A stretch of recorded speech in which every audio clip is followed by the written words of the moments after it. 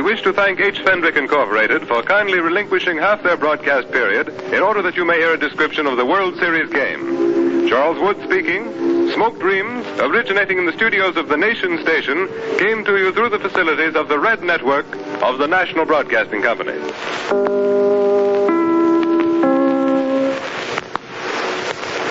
This is station WMAQ, Chicago. In 10 seconds, it will be 12:45 Central Standard Time, and now for the World Series baseball game. We take you now to the Polo Grounds. Good afternoon, ladies and gentlemen. This is George Hicks of the NBC, speaking now from the Polo Grounds in New York City. We're about to witness the beginning of the 5th game of the World Series between the New York Yankees and the New York Giants, with the series now standing 3-1 in the Yankees' favor, and a victory today for the Yankees, a clinching of the pennant and the championship by winning the first 4 out of 7.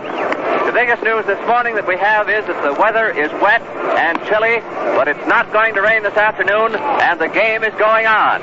The laughter you just heard a moment ago was for Shaq, who's down on third base now with his baseball uniform on today. No swimming suit today, it's too cold, but still with his tailcoat with the red lapels and his silk hat. And he's warming up with the remnant of the Yankee infield. The regular infield has come in now, and Coach Fletcher is driving balls down at Shaq at third, and Glenn, the catcher, and Shaq engage in a little hot hand as they get closer and closer to each other on the third base line. But to get back to the game, the weather, well, last night in New York it started raining, and it rained most of the night, and it was raining this morning in that steady, light, but consistent way it has in late fall. And up till noon, we were still having rain and a heavy overcast sky and the wind coming in from the north, and it looked like a pretty bad day for football, let alone for a World Series game.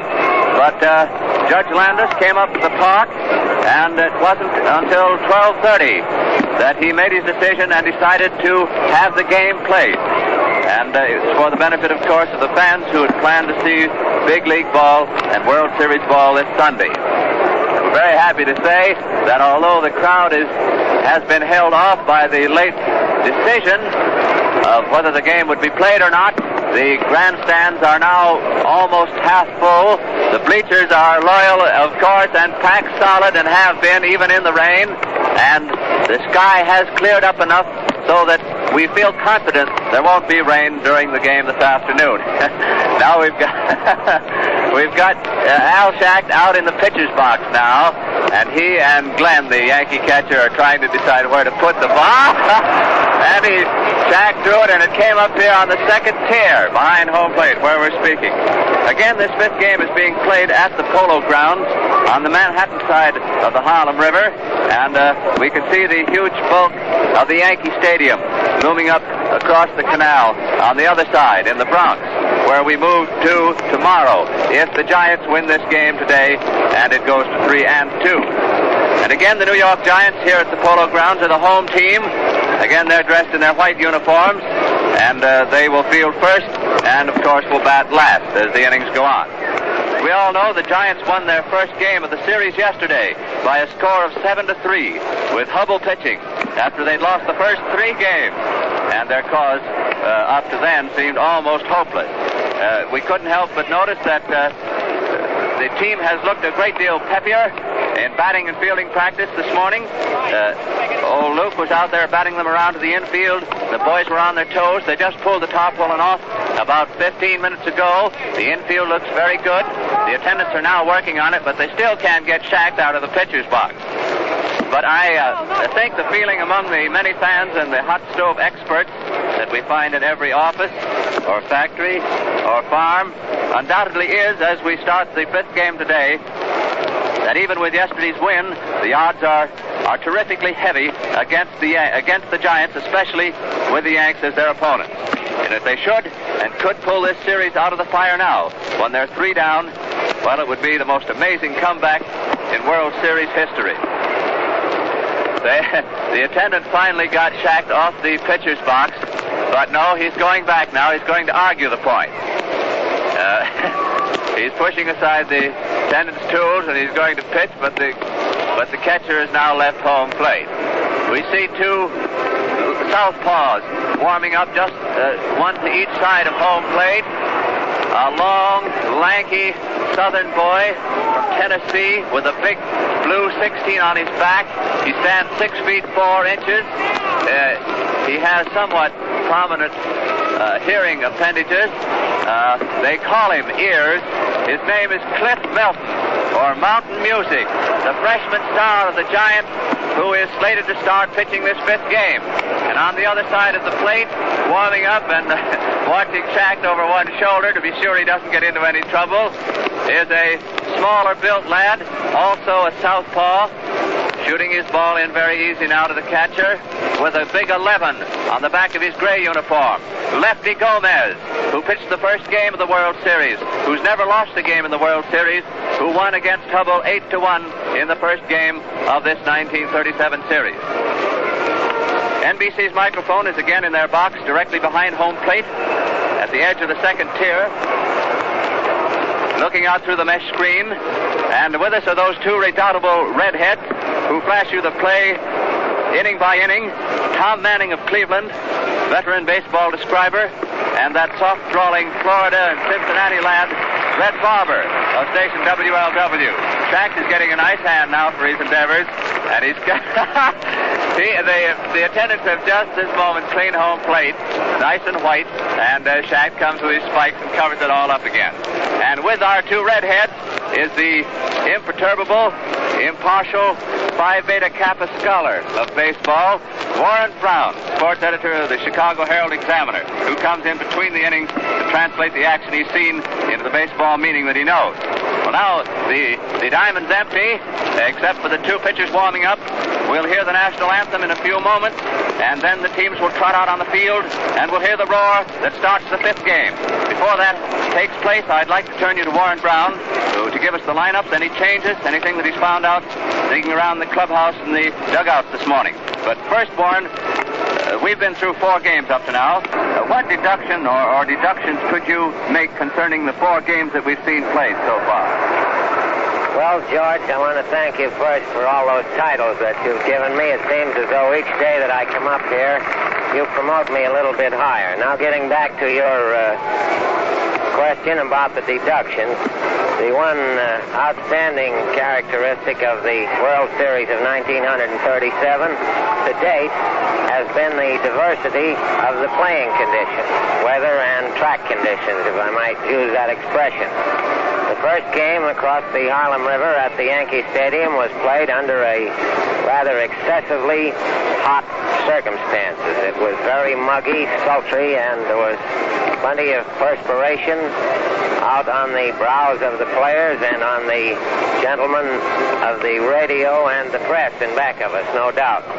Then we ran through a couple of cold days, and today, as George Hicks has told you, there was even a reasonable doubt about the possibility of a game at all until Judge Landis came out here a little afternoon and decided that the game must go on. From the point of view of the New York Yankees, the delay or the playing of the game did not make a great deal of difference, since their pitcher, Vernon Gomez, who has not started since the first game of the series, had sufficient rest for all practical purposes. On the other hand, the New York Giants, I have no doubt, would have welcomed the postponement, because the postponing of the game today would have given their pitcher, Cliff Melton, an additional day's rest, and we all remember that Melton has already appeared twice in the World Series in a comparatively few days.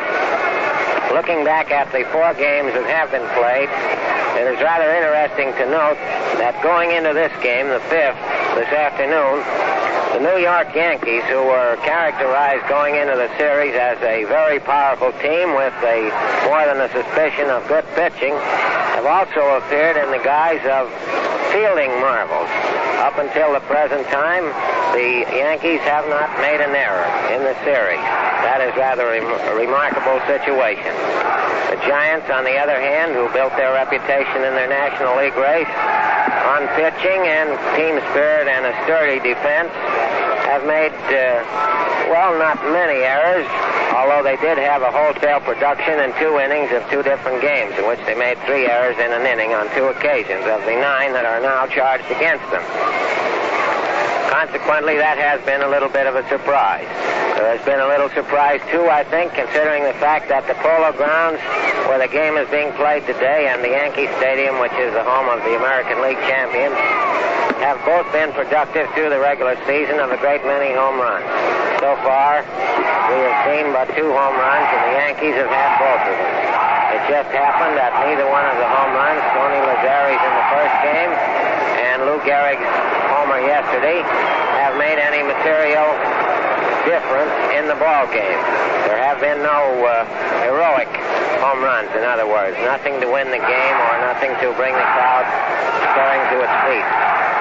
Out in direct center field, Al Schacht is leading a cheering section of the bleachers, much after the manner of a football crowd, and truly this is ideal weather for football. And it's quite a commentary on Schacht's quick wit that he realized that and went out there in the deep center field to lead the bleachers into a cheer. I think he's getting ready now to get them started again, so let's listen to him.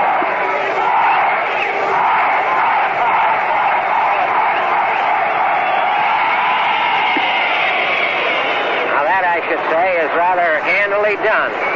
And while I dare say that the undergraduates in the center field bleacher sections of the Polo Grounds, it's difficult competing with this cheering, but we must go on. The show must go on.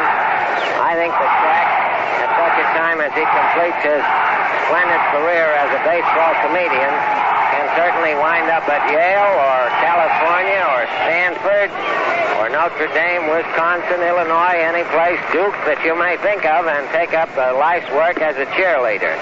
I don't know of any college cheering section that was able to make so much noise and make the noise in unison with so little rehearsing as this crowd in the center field bleachers at the Polo Grounds.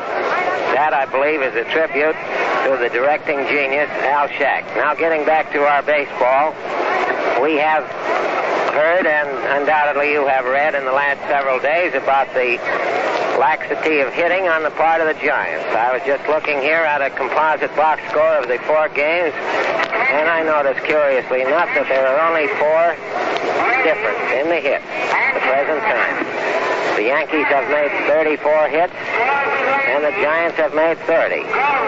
But the balance of power, nevertheless, has been strongly on the side of the Yankees. And going into today's game, which is the last at the Polo Grounds, regardless of what transpires here, the Yankees are really the favorites. They have to be regarded as the favorites. They've won 3 out of the 4 games. They need but 1 more to gain the World Championship.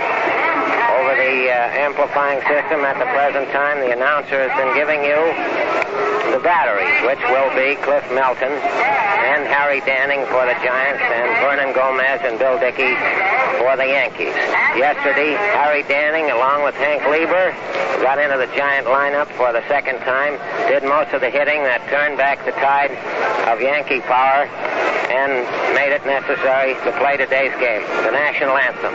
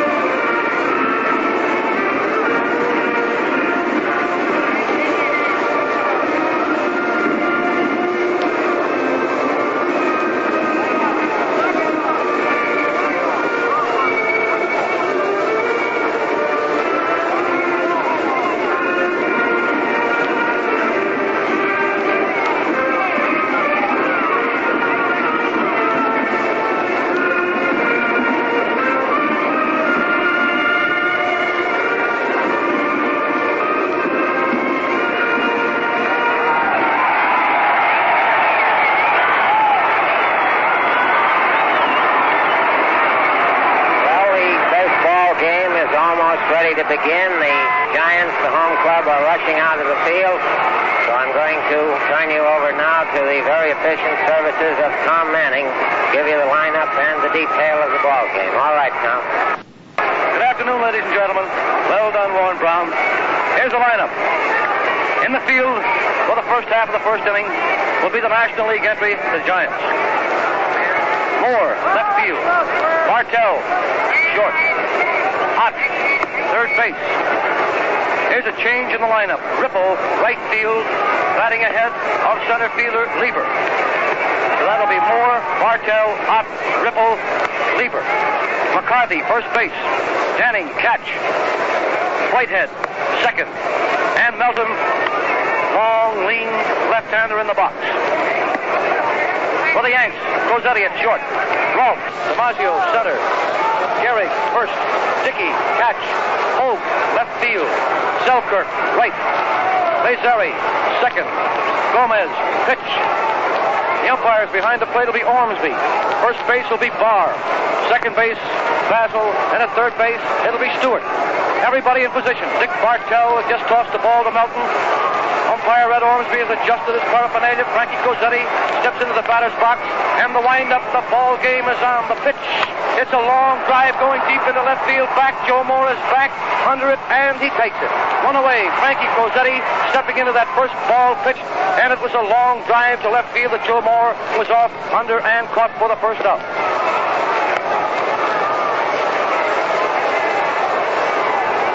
Frankie Gozzetti had one hit out of 17 times at bat. Now third baseman Red Rolfe. Red has 5 singles out of 17 times at bat. Here's the pitch. It's a strike. Call. Cliff Melton, left-hander in the box, standing, catching, and Rolfe, the Yank third baseman, left-hand batter, is at the plate. Inside, ball. Ball one, and strike one.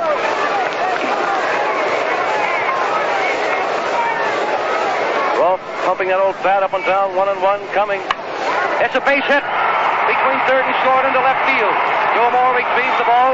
Rolfe grounds first. The throw is to Bartell at second, and it's a single for Rolfe. Joe DiMaggio coming up. Something wrong with Joe's bat after walking clear up to the plate. Oh, he threw the wrong bat away.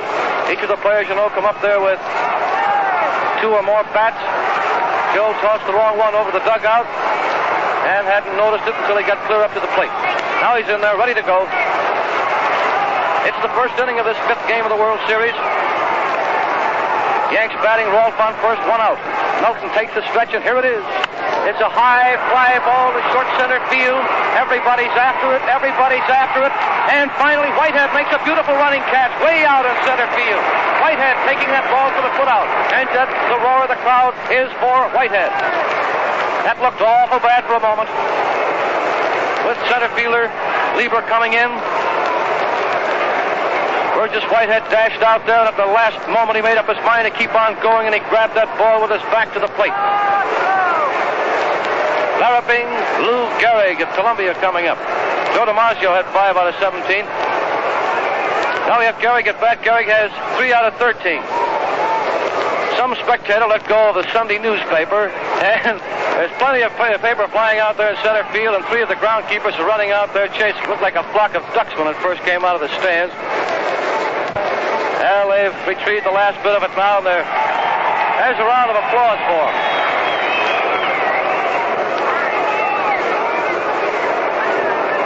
Boys are still running off the field. We were detained while they retrieved that blowing paper out there.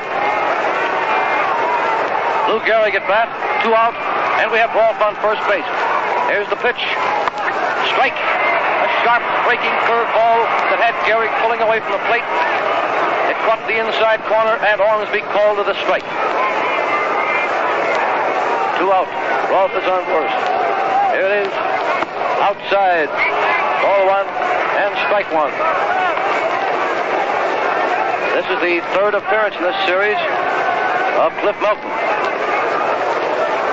Opened the 2nd game and relieved in the 3rd. Ball 1, strike 1, play at first base. It's not even close. Ball 1 and strike 1 on Lou Gehrig, the batter.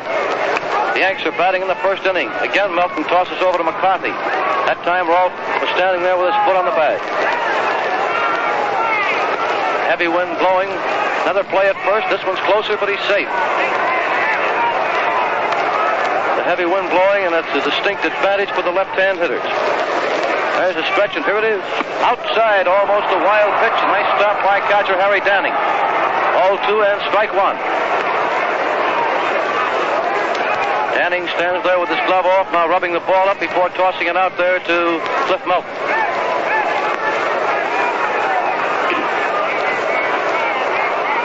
It's Lou Gehrig batting. Ball 2 and strike one. 2 out, and Rolfe is on first base. A stretch coming. Ball 3, that's a wild pitch. He's going down the throw. He slides. He's safe. I believe that will be scored as a wild pitch. We'll get the official decision for you in a moment. That count, ball 2 and strike one. Cliff Melton let go with a curved ball that was low outside. And Rolfe went to second. Now the count is 3-1. The official scores are still wild pitch is correct. Here we go. Ball 4, another sweeping curved ball, missed the outside corner. With a runner on second base, Cliff Melton was taking no chance in slamming that ball down through the middle to Gehrig.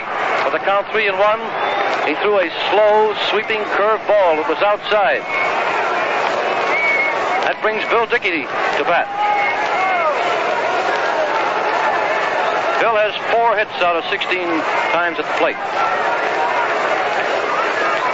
First baseman McCarthy playing way back, giving Gehrig a big lead. Here it is. Strike. Call. Sharp breaking curve ball that Melton had in there over the inside corner to Bill Dickey, a left-hand batter. Rolfe is on second. Gehrig is on first. It's the first inning. No score. 2 men out. Outside. Ball 1 and strike 1.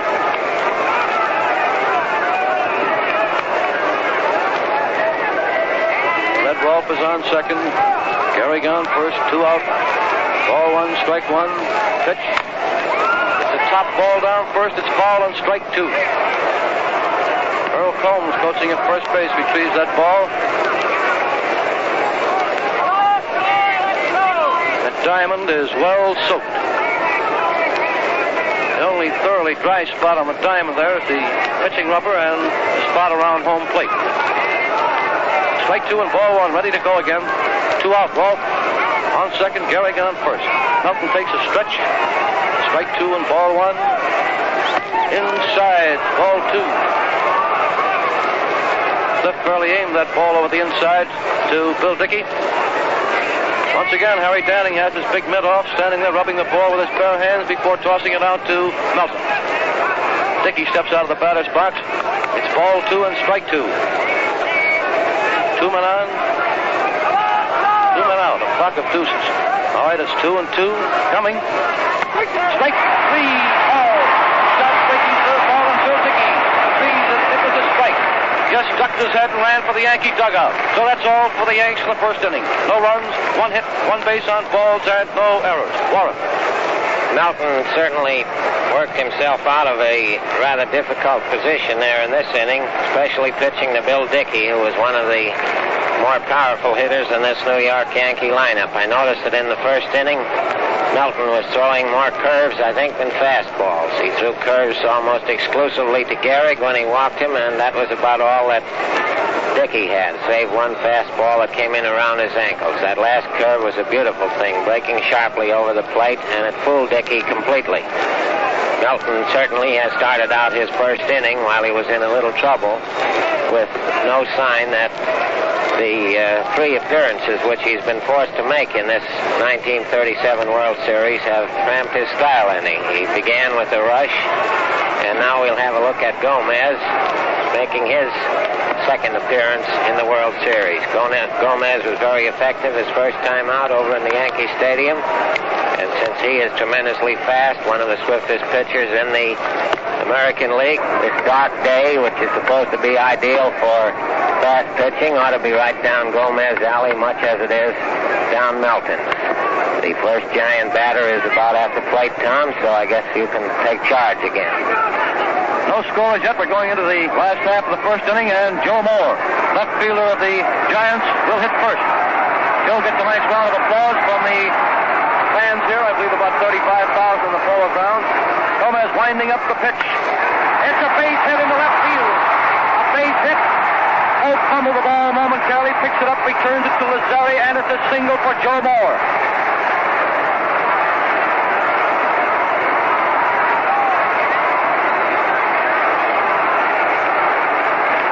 Tony Lazzeri had the ball. Now he's walking clear into the pitching rubber, rubbing it up before handing it to Gomez. That was a line drive at shortstop. Frankie Cozzetti leaped far to his right for, but missed it by several feet.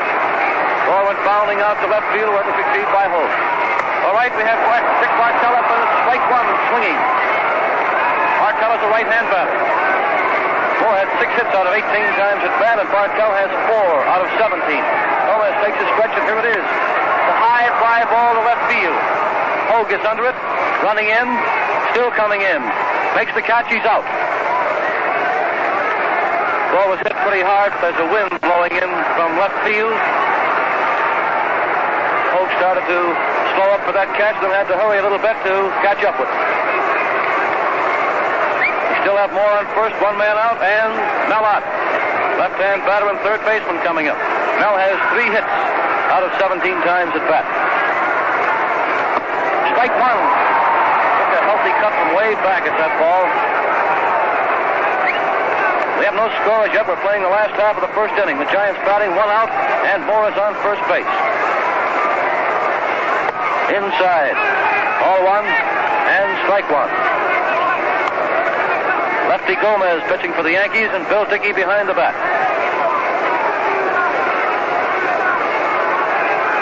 Gomez ready.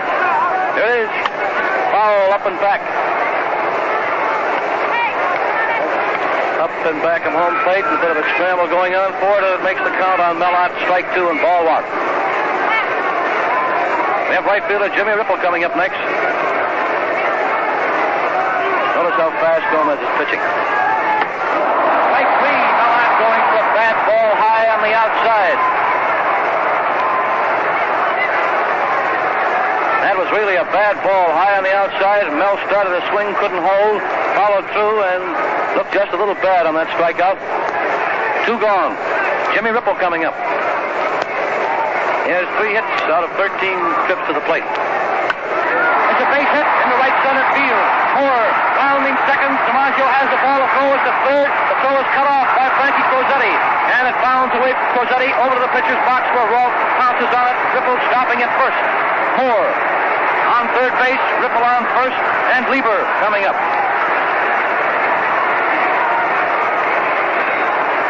Both of those Giant hits were ringing line drives. The one by Moore over Cozzetti's head. This one by Ripple over Lazzeri's head. DiMaggio came up with that ball and cut loose of it quick. But Cozzetti, playing heads up, seeing that there was no chance of getting Moore at third base, cut that ball off so as to prevent Ripple from going to second and be in a scoring position. Hank Lieber, also right-hand batter. He has 2 hits out of 7 times up. 2 very important hits they were, too. The stretch and the pitch outside, ball 1. Lefty Gomez in the box for the Yanks. Outfielders are playing plenty deep. Here it is. Strike. He swings hard and misses. Ball 1 and strike 1.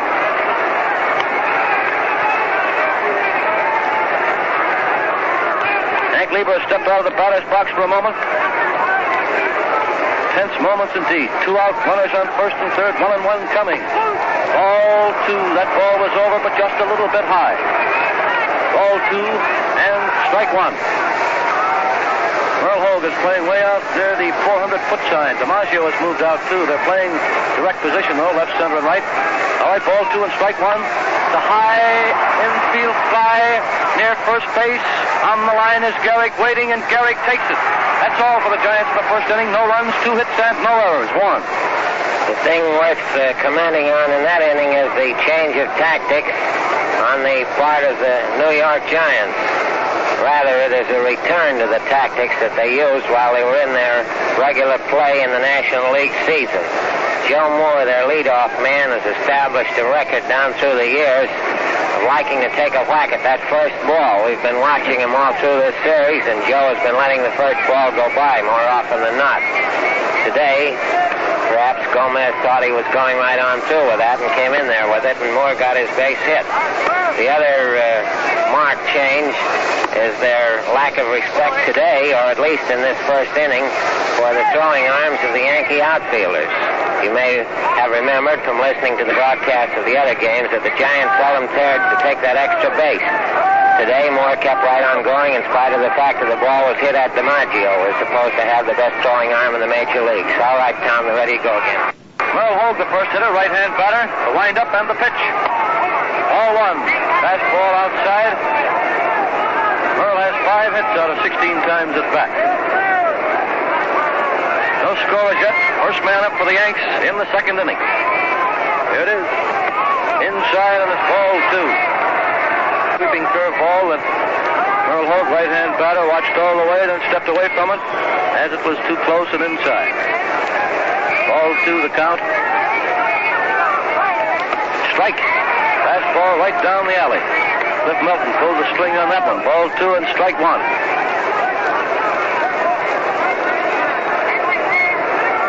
Here comes. There's a long drive going deep into right field. High up in the right field bleachers for a home run. A home run by Merle Hogue, the left fielder of the Yankees.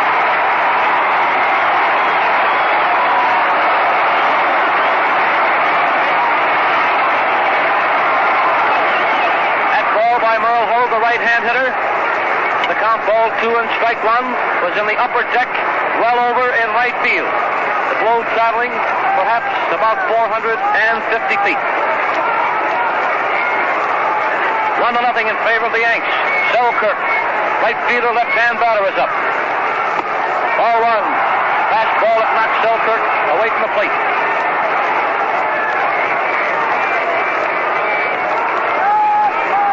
We're playing the first half of the second inning. The score 1-0 in favor of the American League entry. The result of that mighty home run by Merle Hogue. Cliff Melton, southpaw, pitching. Ball 1 the count. Ball 2. Another fastball inside. And the count is 2-0. Tony Lazzeri hanging around. He'll bat next. Ball 2. Strike. Fastball right down the middle and fell high on the count on Georgie Selkirk. Ball 2 and strike 1. George steps away from the plate, wipes his hands on his trousers, back in there ready to go. Ball 2 and strike 1. Pounding ball down towards second. Whitehead comes up with it to throw. He's out. Whitehead to McCarthy.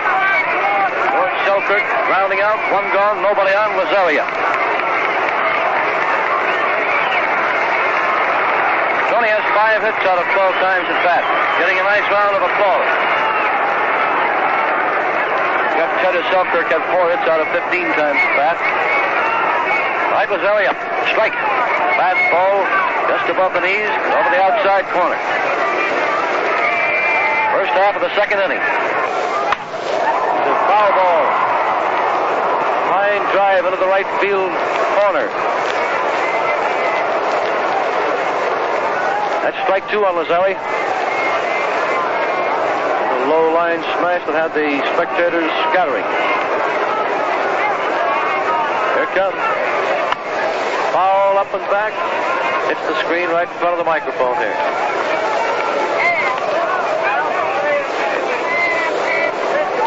The score is 1-0 in favor of the New York Yankees. First half of the second inning, 1 man out. Nobody on. Lazzeri at bat. That's strike 2. The windup. Strike 3 called. A beautiful curveball. Tony Lazzeri knew it. Just bowed his head as much as to say absolutely correct and walked away.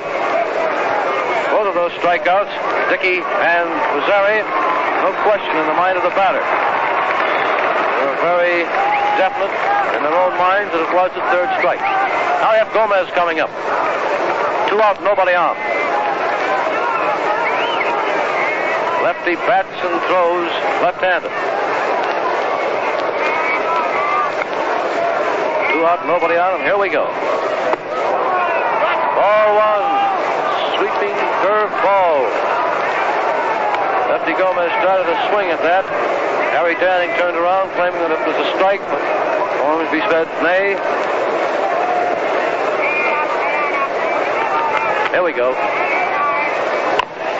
Foul, strike 1. Ball 1 and strike 1. Curve ball inside. Gomez swinging hard, tapped the ball.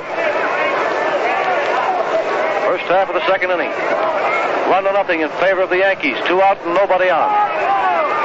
Strike 2 the count. Ball.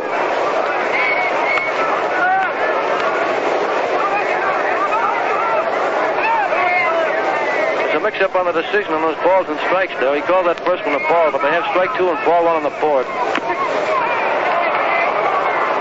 Now it's a tip foul, so it doesn't make any difference now. That first pitch that Danning claimed might have been a strike, Ormsby held up his left hand, which means that it was a ball. Makes no difference. It's strike 2 and ball 1.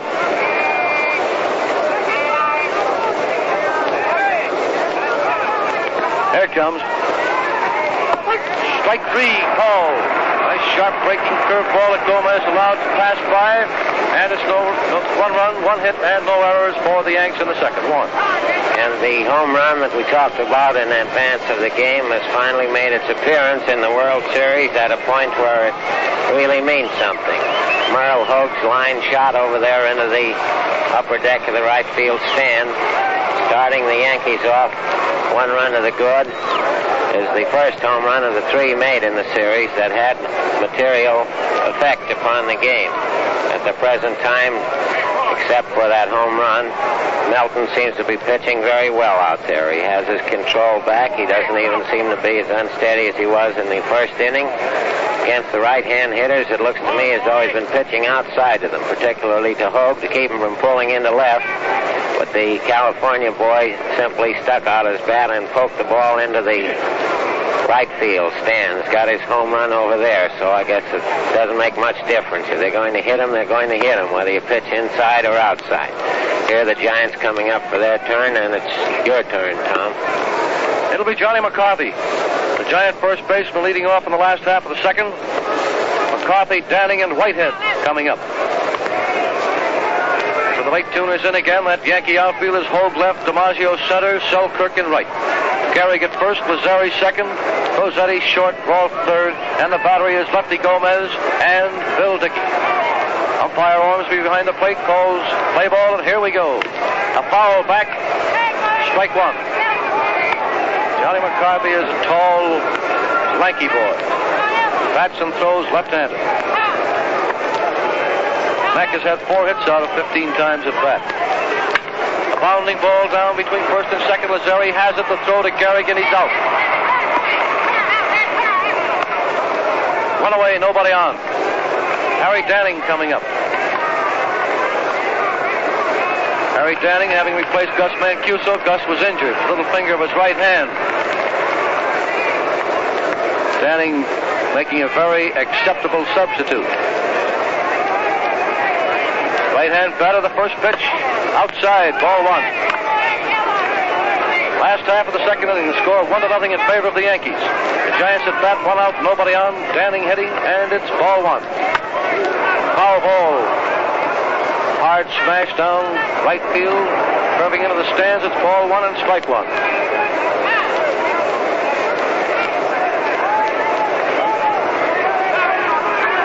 Here comes strike 2. Danning looked awful bad on that one. He swung a split second too late.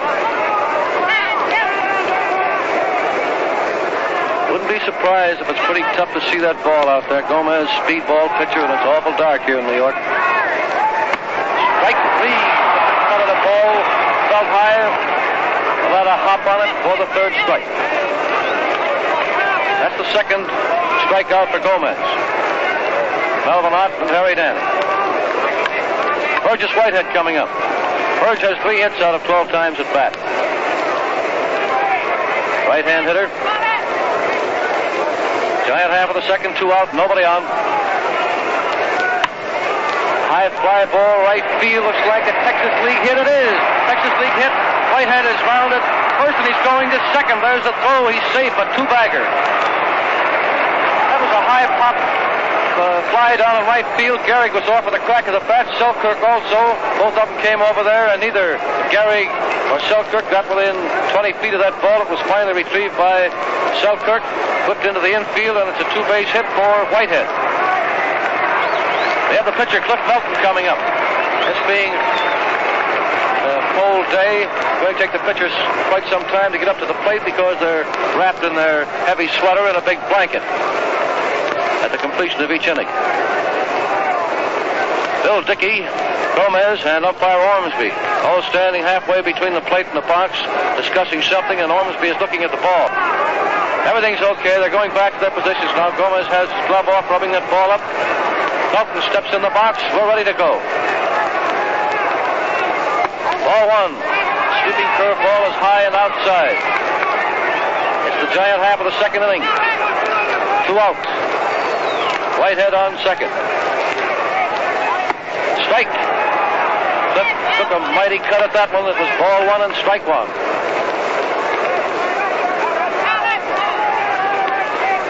One and one, the pitcher batting. Strike two. He swings hard again.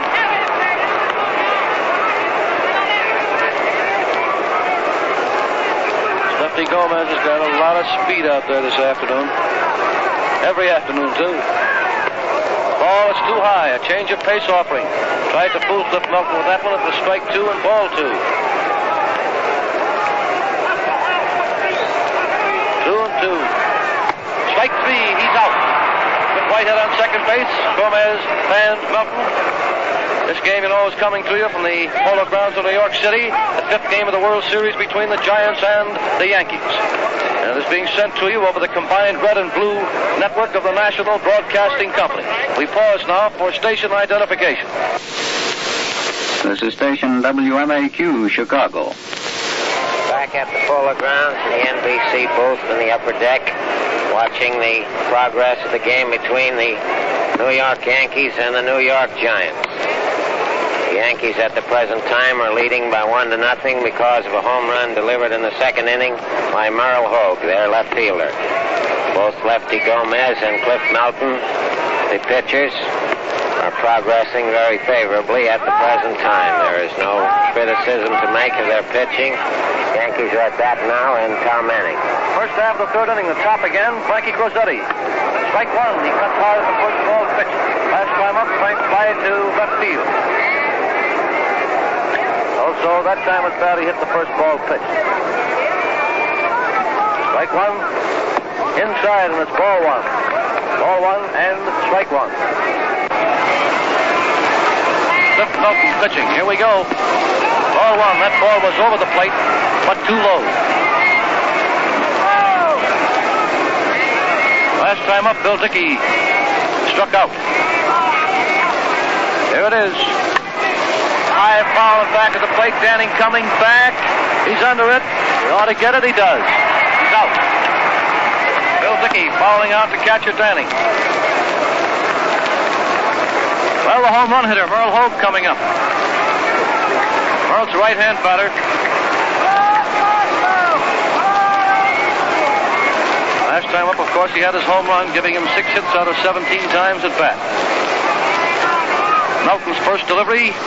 Inside, ball one. First half of the fourth inning. The Yanks are batting. Score 2-2. One man out, nobody on. Ball one on the hitter. There it goes. It's a long drive to left, but this time Moore is over near the wall and makes the catch. Ball was hit in a good spot, ordinarily a base hit, but this time Joe Moore was playing over there close to that 360-foot sign there and ran over against the billboard to make the catch.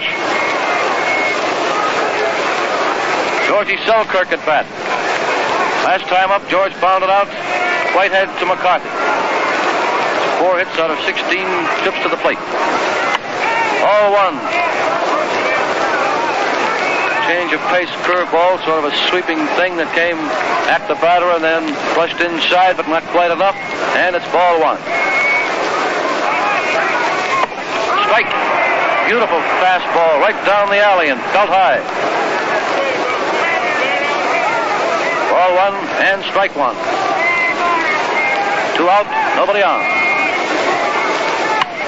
High foul ball between third and home. I believe Danning will take it. Out is in there. Danning takes it. That's all for the Yanks. That was quick. No runs, no hits, and no errors. Warren Brown. Tom, I suppose you've noticed in that inning that Melton seemed to be faster than he was at any time in the ball game. Those 3 hitters, one after the other, all failed to get their bats around, as the saying is. The ball was past them before they got a good cut at it. And the result were those pop flies, 2 of them to the catcher, and a sort of a soggy one. Really, I think Hogue hit that ball on the handle. It went out into left field. That is a good indication that Melton is still a very strong pitcher, and I think this is really a remarkable thing on his part, because after all, 3 appearances in 5 games is a lot of work from a pitcher. On the other hand, up to the present time, the Giants seem to be hitting Gomez, I'd say steadily, certainly more steadily than they did when they first faced him over at the Yankee Stadium in what now seems like the long ago, doesn't it, Tom? Indeed it does, and we're going into the last half of the 4th inning. That score is all tied up 2-2. We have McCarthy, Johnny McCarthy leading off, Harry Danning second, and Whitehead third. Gomez, the first pitch, strike called. Sharp breaking curveball that Johnny pulled away from and broke over the heart of the plate for a called strike. Here it is. Ball outside. It's 1-1. Last half of the 4th inning. Johnny McCarthy leading off for the Giants.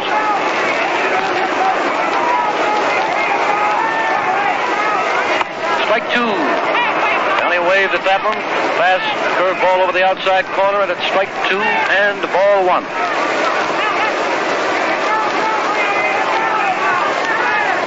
Strike 3. He waved at that one. Took a very beautiful cut at it, however. Didn't miss it by very much.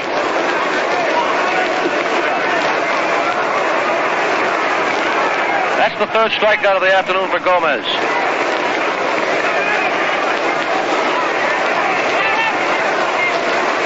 Score the Yanks 2, the Giants 2. Last half of the 4th inning, 1 out. Danning up, hits the first ball. It's a foul over in the boxes and back of first base. Strike 1.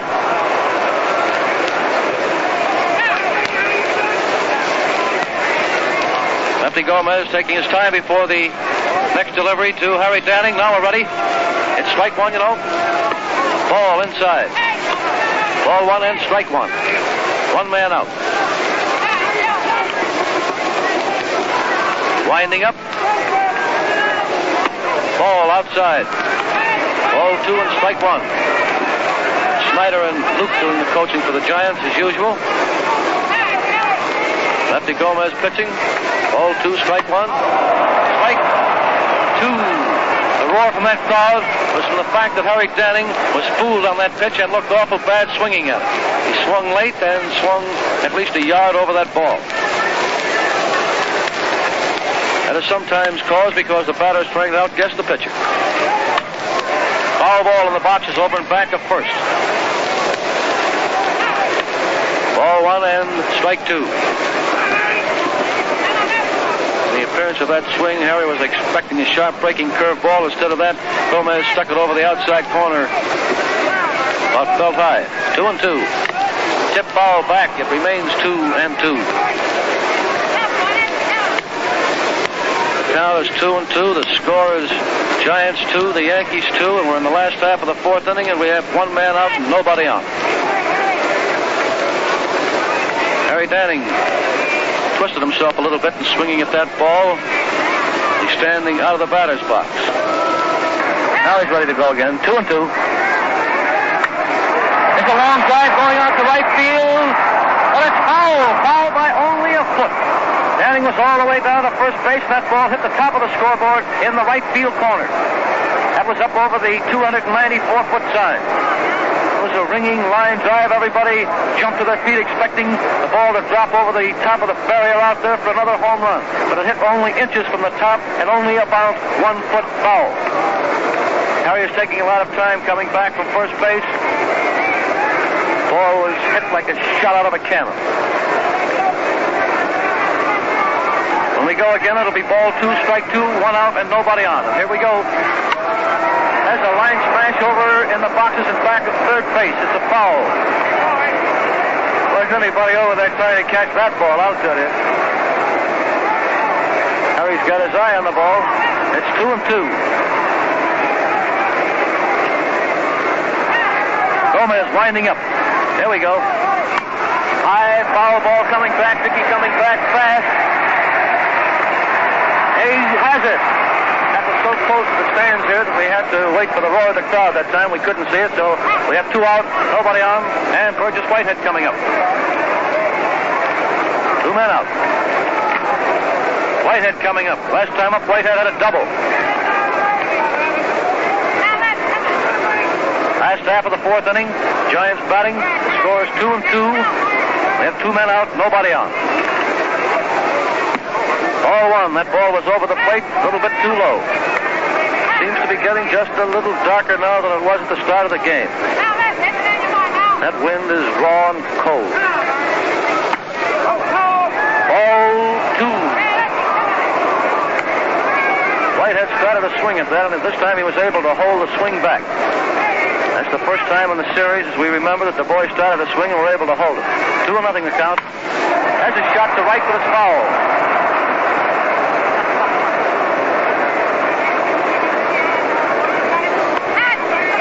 One of the groundkeepers out there comes up with a little Charleston after that one, shivering from getting out of its way. Groundkeepers are sitting right out there close to the foul line in the right field corner. It's ball 2 and strike 1. Ready? The long smack to right field, right at Georgie Selkirk, and he takes it belt high, a line drive that he never moved for. That's all for the Giants in the 4th inning. No runs, no hits, and no errors. Mr. Brown. And because, Tom, there was no runs, no hits, no errors, and nobody on base, obviously it was a pitcher's inning rather than a hitter's. I have no doubt that the darkness of the afternoon has some effect on the swinging. I think some of the boys that have been batting down here have taken almighty cuts at pitches that ordinarily they must let go by. Some of them they've missed by several feet. Some of them have been bad pitches. And it's really dark, and at the present time there is a little sprinkle of rain starting to come down, which I dare say will add to the confusion in a very short order. The Yankees are coming to bat again against Cliff Melton of the Giants, and Tom, I guess maybe you better come in out of the rain, go to work, huh? What do you mean, come in out of the rain?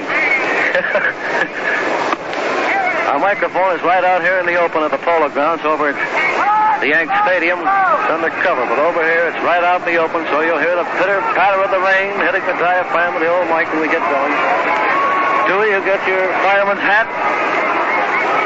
Well, we can take it. Ready to go. First half of the 5th. It's 2-2. And push him up. Tony Lazzeri is at bat. Last time up, Tony struck out. He's called out on a ball that Melton had over the outside corner. Inside. Ball. Ball 1 and strike 1. First half of the 5th inning. Lazzeri the first batter up. There's a high fly ball going deep. Going out. Lieber going back, way back. He doesn't make the catch. Lazzeri is round at first. Lazzeri is round at second. Here's the relay. Whitehead goes out, and Lazzeri stops at third base. A mighty triple from 450 feet from home plate. With the crack of that bat, Ripple, the right fielder, Lieber, the center fielder, set sail for the ball, but Ripple, Lieber, neither one of them could catch up with it. And it landed out there just about 1 yard from the barrier in left field. That's about 450 feet from home plate. The ball was really hit. You've really got to hit them to get them over that barrier, and then it's about 12 feet high after you get to the furthest extent of the line between home plate and center field. Tony Lazzeri is on third base, and we have Gomez coming up. That's the 4th Yankee hit of the afternoon. Cliff Melton was taking a lot of time before tossing that first ball up to lefty Gomez. The infield are going to move in, of course, trying to cut that run off Lazzeri. Lazzeri is on third base. Nobody out. The score is tied 2-2. Here we go. The line drive and a base hit. George Whitehead got his glove hand on that ball, but it was hit like lightning, and it's a base hit into center field, and Lazzeri scores from third base. The Yankees of the American League 3 and the Giants of the National League 2. The result of Lazzeri's triple, and with the infield drawn in, Lefty Gomez swung hard and hit a lightning smash that second baseman Whitehead just barely got his glove hand on and batted it out into center field. It hit so hard that if it had been right at him, it probably would have knocked him down. First half of the fifth inning, nobody out. Gomez is on first, and we're delayed for a moment while Lefty Gomez, the Yankee pitcher, gets his sweater on. He's got it on now and all buttoned up, and we're ready to go. Up comes the top again, Frankie Crosetti. No hits out of 2 times at bat. 1 hit out of 19 times at bat in series. It's a strike call. Fastball right down the alley. First time up, Frankie flied to left field. The next time up, he fouled it out hot to McCarthy.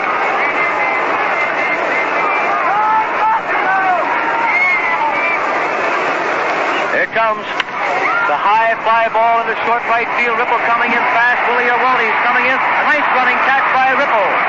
Came in on the dead run, and he's getting a nice round of applause. He was playing rather deep for Frankie Crosetti.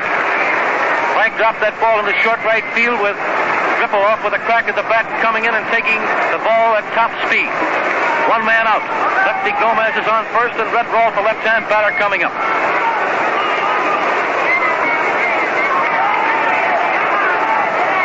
Red has a single and struck out of 2 times at bat this afternoon. 6 hits out of 19 times at bat. It's a strike call. Sharp breaking curveball that Rolfe pulled away from. The ball broke over the inside corner for a called strike.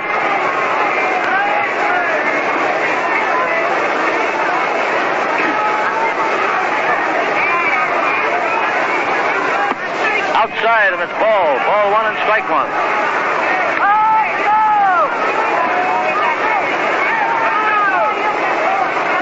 Half of the fifth inning, the score, the Yankees of the American League 3, the Giants of the National League 2. 1 man out, Gomez is on first, Rolfe at bat, ball 1, strike 1.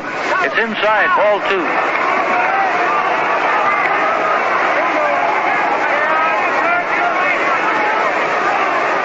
This boy, Cliff Melton, big, gangling youngster, takes a lot of time. Walking around out there just as cool as a cucumber. Very nonchalant. The stretch. Outside, and it's ball 3. 3-1. Harry Danning, giant catcher, is walking all the way out to the pitcher's box now before tossing the apple back to Melton. Mallard is walking in partway to the pitcher's box from third base. And the count will be ball 3 and strike 1. Little drizzle of rain continues. Very high wind.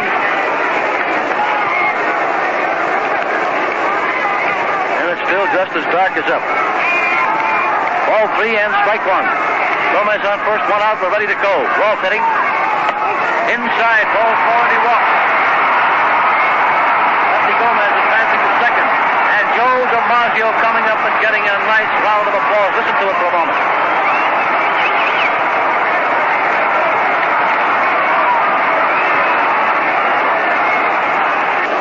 Runners on first and second, 1 out, the stretch, and here it is.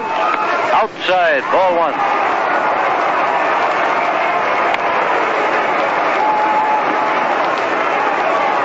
Fans here are not sitting back in their chairs half asleep this afternoon, I'll tell you. 1 man out, runners on first and second, the stretch, here it is. The high infield fly ball. Everybody's after it, looks like it's an automatic out, of course, but Danning finally makes the catch. Runners on first and second, the infield fly rule is prevalent there. 2 men out. In other words, it would have made no difference whether or not anybody caught that ball.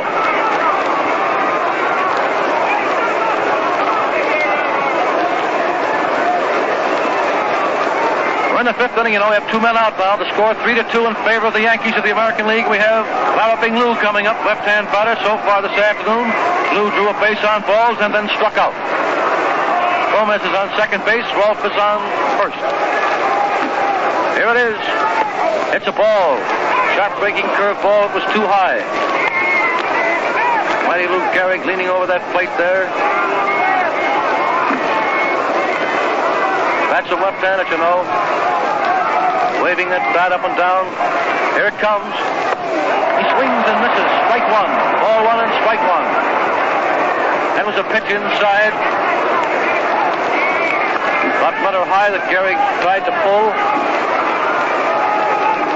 Runners on first and second, 2 out. Ball one and strike one. Mighty Lou Gehrig at the plate. And here it is. There it goes. It's a base hit in the right center field. Weaver going after the ball. Gomez is round at third. Rolfe is round at second. Here's the relay. Rolfe round at third and had to slide back. It's a 2-base hit for Gehrig, sending Gomez across the plate. Rolfe stopping at third. Gehrig getting it double.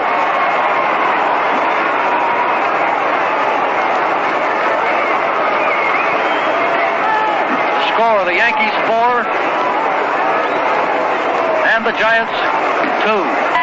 Gehrig is on second. Rolfe is on third. Bill Dickey at bat. Pretty fast feeling by Lieber out there. That ball was hit right in the hole between left and center field. Lieber going over there fast, had to take that ball on the run. He got it back to that infield plenty fast. This boy Rolfe is a speed merchant. All right, Dickey at bat. First pitch wide, ball one. Wide sweeping curve ball. It was about 4 feet outside of the plate.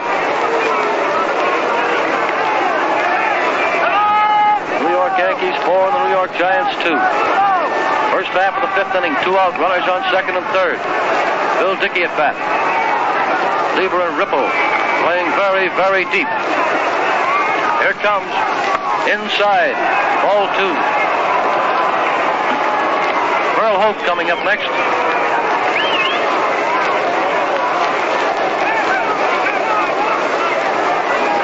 Yanks have made 3 hits and have a base on balls this inning.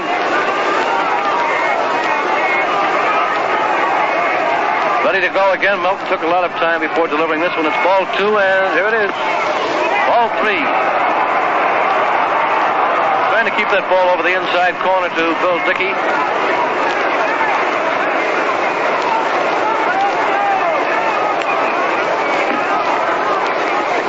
That first bag unoccupied, he probably won't give him anything too good. Strike. Curveball, and this time he caught the inside corner, and it's ball 3 and strike 1. Rolfe is standing in third. Gehrig on second. Ball 4. Ball is plenty wide of the plate. Now we have the bases loaded and the home run hitter, Earl Hope, coming up.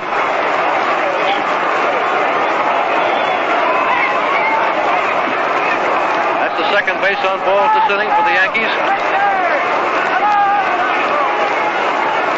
Now we have a play at every base. The score is 4-2, you know, in favor of the Yankees. First half of the 5th inning, 2 men out. Rolfe on third. Gehrig is on second. Dickey is on first. Hogue, right-hand batter, is up. Cliff Melton, Giant pitcher, turned around, looked at the outfield for a moment. Left-hander warming up out there for the Giants. Here we go. High foul ball.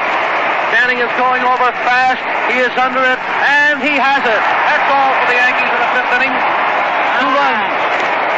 3 hits, 2 bases on balls, and no errors. At the conclusion of 4.5 innings, the score, the Yankees of the American League 4, the Giants of the National League 2. Ladies and gentlemen, this is Tom Manning speaking to you. I had the pleasure of broadcasting the first 4.5 innings, and the last 4.5 will be sent to you through the medium of the voice of Red Bob. This is the 5th game of the World Series between the Yanks and the Giants, being played at the Polo Grounds in New York City. It's being sent to you over the combined blue and red network of the National Broadcasting Company. And once more, we pause for station identification. This is station WMAQ, Chicago. Back in the NBC booth at the Polo Grounds as we are ready to go into the last of the 5th inning. Cliff Melton is slated to be the first hitter up for the Giants, as for the second time this afternoon. The Giants in this very crucial ball game, which may mean the series or may mean a continuation of it, find themselves 2-run behind. Early in the afternoon, after the Yankees had hit 2 battering home runs, the Giants came from behind 2-0 as Ott with Bartell on first and 1 out in the 3rd hammered a home run for the only Giant 4-master of this 1937 Fall Classic. And now as the Giants come in for the last of the fifth, they are again behind by 2 runs, as the Yankees have turned on more power, getting 2 runs in the top of the fifth. It is 4-2 in favor of the Yankees. Melton slated to hit first, last of the fifth, and then the top of the order, Joe Moore, who has by 1 the most base hits of any player in the series. But it looks as though Melton will not bat. Apparently there's going to be a pinch hitter coming up, and it is Blondie Ryan who is going to be first up in the last of the fifth inning. Blondie Ryan, who hits right-handed, who was the talisman, the good luck charm of the Giants on an earlier pennant campaign in the National League, who made famous the cry, "They can't beat us." And it's Blondie Ryan coming up to the plate, his first appearance in this 1937 World Series, hitting right-handed and first up. Lefty Gomez pitches. Ryan takes strike 1, called. A sharp curve down on the inside, just above the knees. Gomez, an easy swinging stretch. Dickey comes out of his crouch, pitches low for ball 1. 1-1.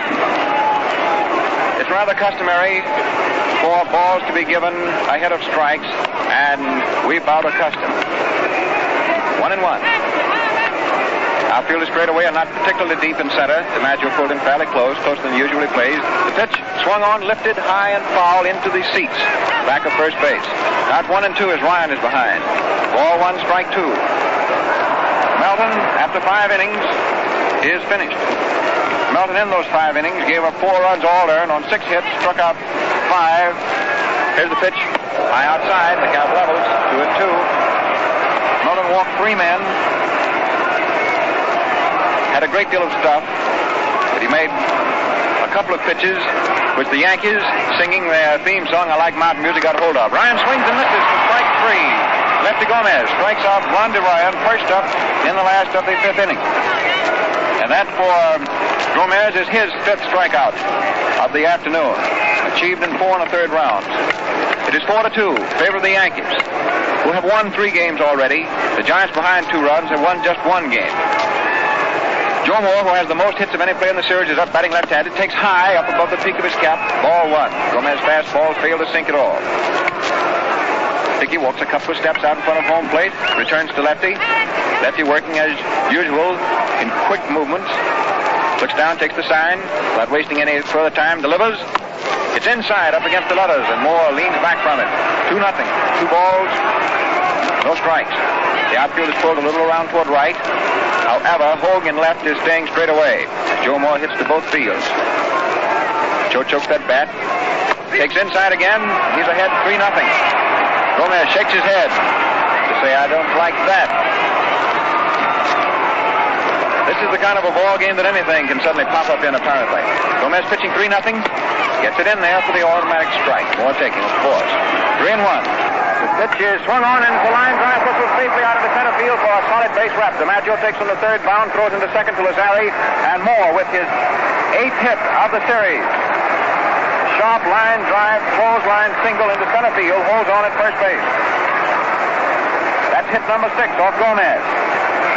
And up now steps Dick Bartell, who has 1 blow this afternoon.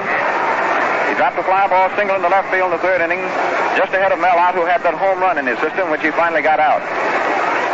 Lazzeri, crafty infielder, one of the brainiest players in the game, comes up from second, has a brief conference with Gomez, talks to him a little bit, no doubt, about how to pitch to Bartell, a right-hand hitter. Moore leads off first. The pitch to the plate is swung on and fouled high and deep in back of third. Ross comes running over, Stewart right behind him, and it drops into the seats. In amongst the spectators about 3 rows back.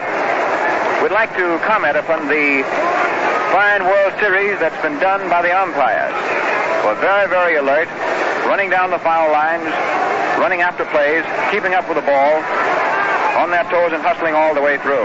Both league presidents can be very proud of their arbiters. Accidental foul back into the Giant dugout. An outside pitch. Bartell took that puzzling half swing, tried to check himself, couldn't get his bat out of the path of the projectile, and sliced it back foul. Now Dick's behind, 0-2, no balls, 2 strikes, 1 out. Joe Moore on first base, a very fast runner, and the Yankees lead 4-2. Time is called, but Gomez throws anyhow, so disregard the pitch. Bartell stepped out of the box. Umpire Ormsby of the American League back of the plate, called time. Gomez, not seeing the umpire's outstretched right palm, through anyhow. So the pitch doesn't count. Still 0-2. Bartell waiting, takes high. Now it's 1-2. One up above the bridge of Dick's nose. Outfield pulled a couple of steps around toward left. Lazzeri and Lazzeri make it up between them. Who's going to cover second? Should Moore come down? Gomez delivers to the plate. Bartell swings, drives the fly ball out into left center field. DiMaggio goes back, waves, Roth out of the way and makes the catch. Hogue out of the way and makes the catch. That's all for Bartell. The thunderous applause, which is now echoing through the stands, is for Melvin Ott, who put a World Series crowd into its highest state of hysteria so far this fall when he walked up to the plate in the third inning with Bartell on first and hit that home run to put the Giants back on an even footing with the Yankees.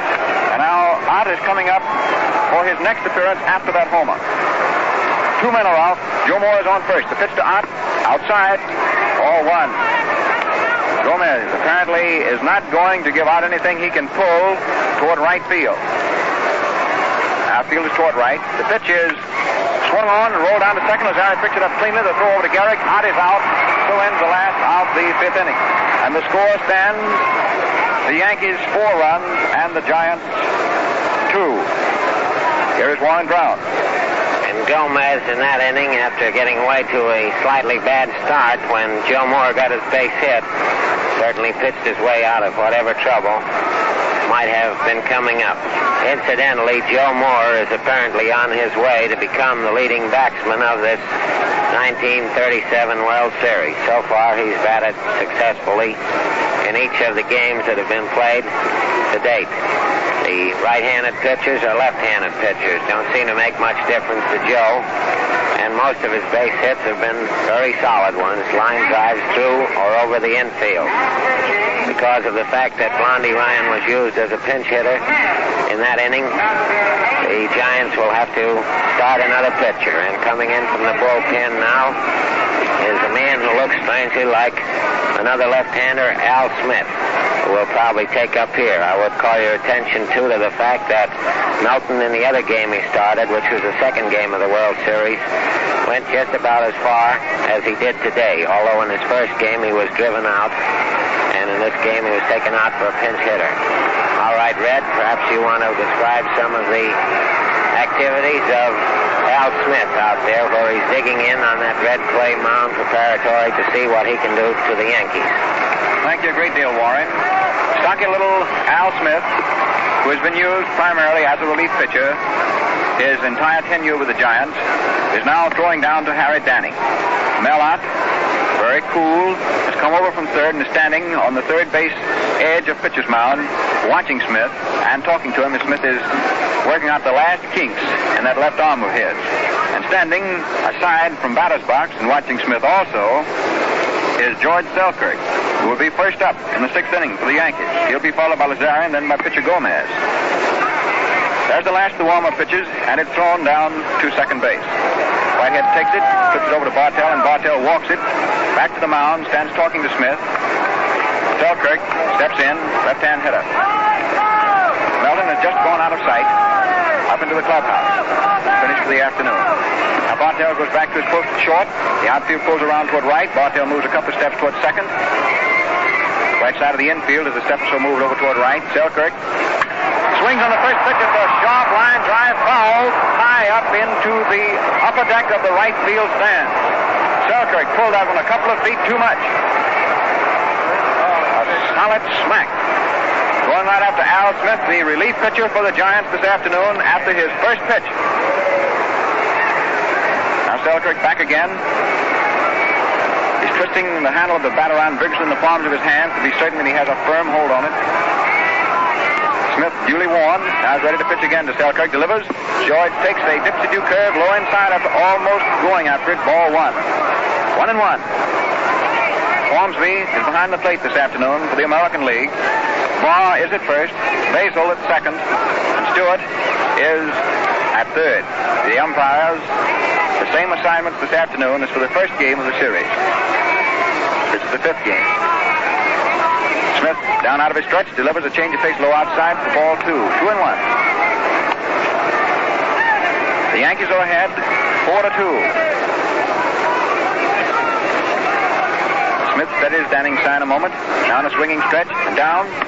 Pitch misses outside. Curve that did not stay on. 3-1. Al takes a deep breath, pushes his lips out for the moment. Time's called as Selkirk steps out of the box. Now Twinkle toes in again. He's turned slightly toward right field. Right fielder Ripple. His back as deep as the wall will permit. Selkirk takes a change of pace in there for call strike 2. Not a slow ball, but Smith slowed down his curve. Selkirk off his timing, did not go after it after wriggling his shoulders at the pitch. 3-2. There's a ground ball rolled down by first. McCoffey up with it and beats Selkirk to the bag easily. Selkirk out by 4 steps. And it's 1 up and 1 away as we start the 6th inning. But Selkirk certainly took a few years off of the Giant Rooters here at the Polo Grounds live. As he hits Smith's first pitch of the 6th inning, a whistling high drive that just was pulled foul. Don Brennan is now throwing in the Giant bullpen. The hitter up is Tony Lazzeri, who has 1 for 2, a tremendous triple his last trip. And Lazzeri cannot get out of the way of an inside pitch that hits him on the left knee. Tony limps for about 1 step and then starts walking off down toward first. Shakes it off. He doesn't bother to lean over and rub it. That's the first hit batter in the series. Al Smith puts Lazzeri on first base, hitting him on the left knee. Tony is walking around, working out that left knee, letting his body weight go down on it gingerly.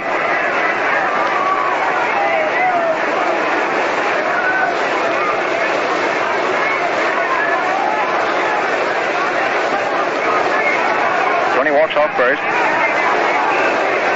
Gomez waiting. Gomez is very, very happy. He singled in the 5th inning and drove in a run, hitting left-handed.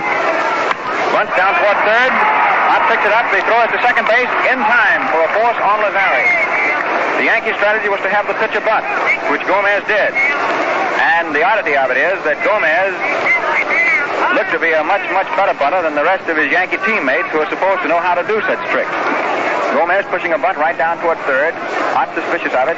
Came in on the pitch, picked it up, and threw down to second for a force on Lazzeri. Gomez, with a sacrifice fielder's choice, which counts as an official trip to the plate, is now at first base. He has his sweater on. Very wet. Yankees ahead by 2 runs, and the hitter is Crizzetti. Batting right-handed. Takes a curve outside. Ball 1. Outfield pulled a little around toward left. Bartels a step down toward third. Crizzetti takes a curve that's neatly in. The count's even, 1-1. Smith, who relies mainly on his curved ball. He has curves at several speeds. He's glad to show the boys anytime they want a demonstration. Looks at first, now pitches. He misses that one low outside. It's 2-1. 2 balls, 1 strike. Yankees 4, Giants 2. This is the top of the 6th. 2 of the Rupert rifles have been fired as blanks. Gomez is the only base runner at the moment. Leading off first. Young McCarthy holds the corner against it. Smith carefully in pitcher's position, delivers. Crizzetti bounces slowly down toward third. Smith runs over, picks it up, throws back to first. In time by a half step. A slow, dying top roller down toward third, which Smith himself could get to a step before Ott. And that step difference made the difference on the out at first base. And that's all for the top of the 6th. Warren. And that, Red, was one of the finest bits of fielding that the series has developed to date.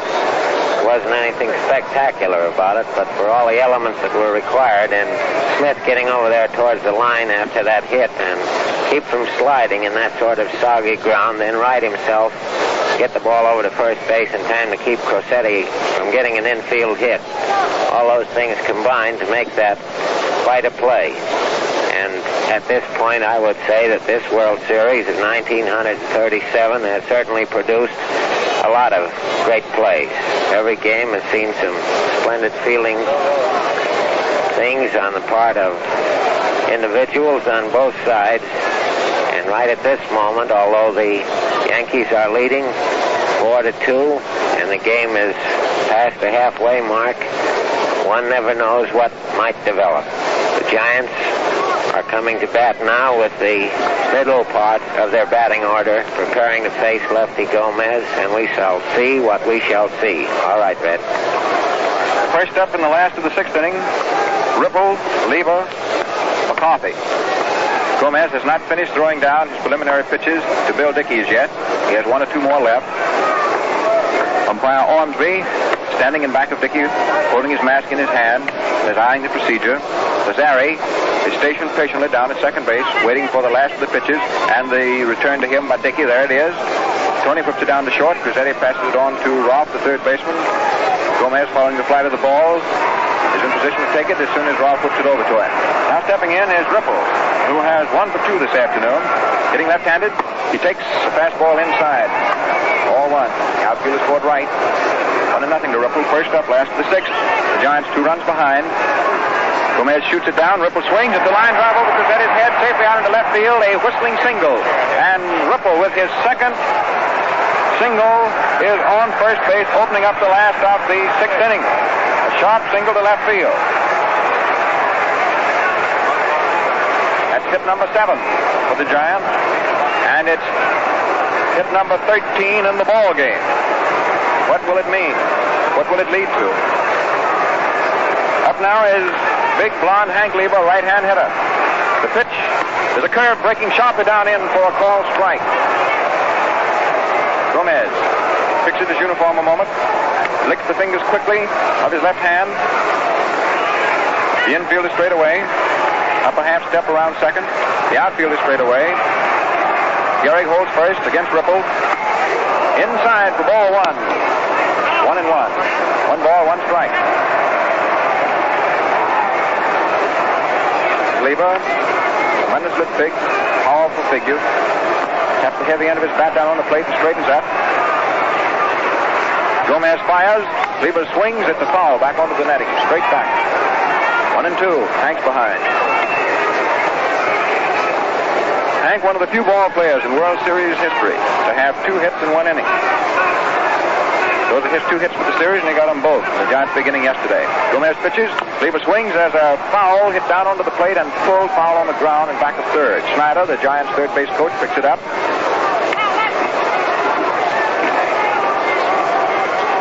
Outfield still remains straight away.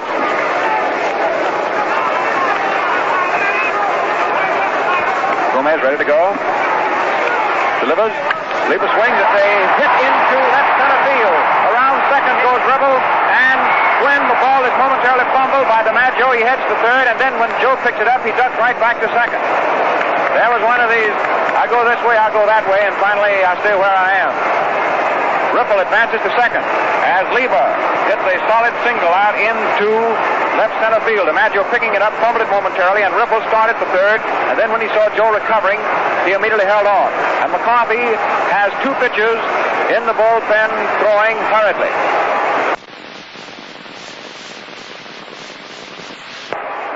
They look from this distance to be Murphy and Wicker. Nobody out. The Giants have the tying runs on in the last of the sixth inning. And the hitter is Jack McCarthy. The Yankee infield is pulled up looking for a bunt. There it is. And it's foul down along the third base line.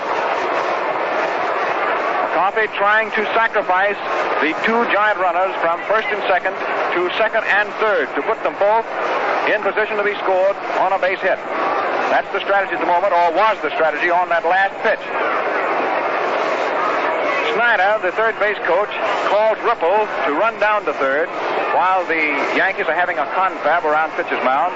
Ripple comes down and Schneider tells him personally.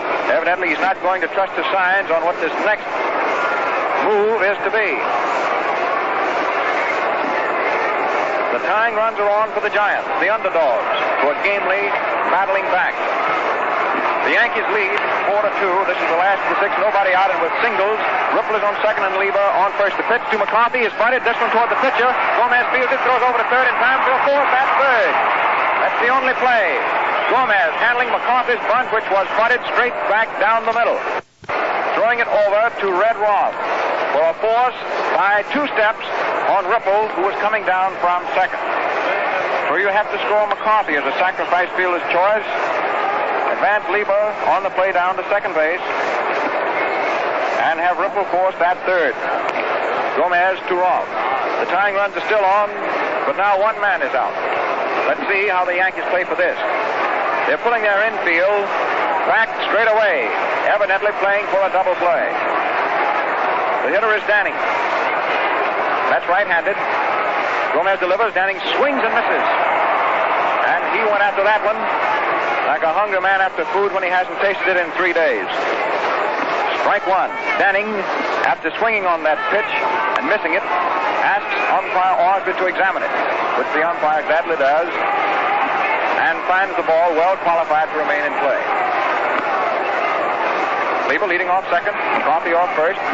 Danning swings. It's a high foul back into the second deck of the stands. 0-2. Gomez has now jumped ahead with his first two pitches on Harry Danning. Danning going after both of them. Danning is punishing a big wad of gum, chewing steadily, methodically. Gomez out of position, delivers. Danning swings and misses. Strike three.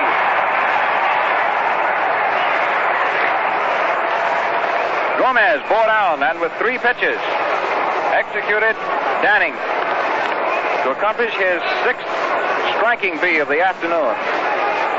The outfield, after being straight away on Danning, now shifts sharply toward right, despite the fact that Whitehead is a right-hand hitter. They don't play him to pull. Burgess Whitehead takes a strike. Gomez sneaking a wicked curve down in there. Gomez bearing down brilliantly now in this clutch here in the last of the sixth. Delivers. There's the ground ball rolled down toward second baseman Lazzeri, who's up with it, plays over to Gehrig. That's ball for Burgess Whitehead. And so ends the Giant threat of getting back on an equal plane with the Yankees in the ball game. And at the end of 6 innings, the Yankees are still ahead by their 2 runs, 4-2. Warren. The Yankees are still ahead, but rather because of some of the most effective pitching in the pinch by Gomez that the series has produced as yet. Those 2 runners on base and no one out certainly looked as if the Giants were going to go somewhere, so that when he had to, Gomez certainly came in there with some fine pitching in that inning, as he did in his first game. And that is one of the reasons, I suppose, why it is that up to the present time, Gomez has never been defeated in a World Series ball game. He's doing all right today, too. All right, Ed. Thanks, Warren. And now to start the 7th inning with the Yankees coming to bat against relief pitcher Al Smith. Red Rolfe is the first hitter. DiMaggio and Gehrig in line. Rolfe getting left-handed in the crouch. The Giants pull to the right. Red takes a strike. Smith puts the curve right down and over, creasing that plate.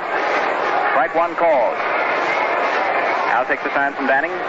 Harry comes out of his crouch, then sets his mitt at the target. Rolfe swings, trickles it down toward third. Ott picks it up. The throw to first is going to be close. It's in time by a half step. Rolfe is out. He hit that one apparently off the end of his bat. Rolled it down toward third. 1 up and 1 away for the Yankees starting the 7th. The little left-hander who's relieving, Al Smith. He came on to start the 6th inning after starting pitcher Melton gave way for a pinch hitter. Is now ready to pitch to DiMaggio. Joe takes a strike. That was a fastball just above the knees. Just a half an inch above the knees. Strike one call. DiMaggio has 1 for 3 this afternoon, and what a blow that one was. A home run. Outfield toward left and deep. Joe swings and misses. So that home run was still firmly implanted in his mind's eye.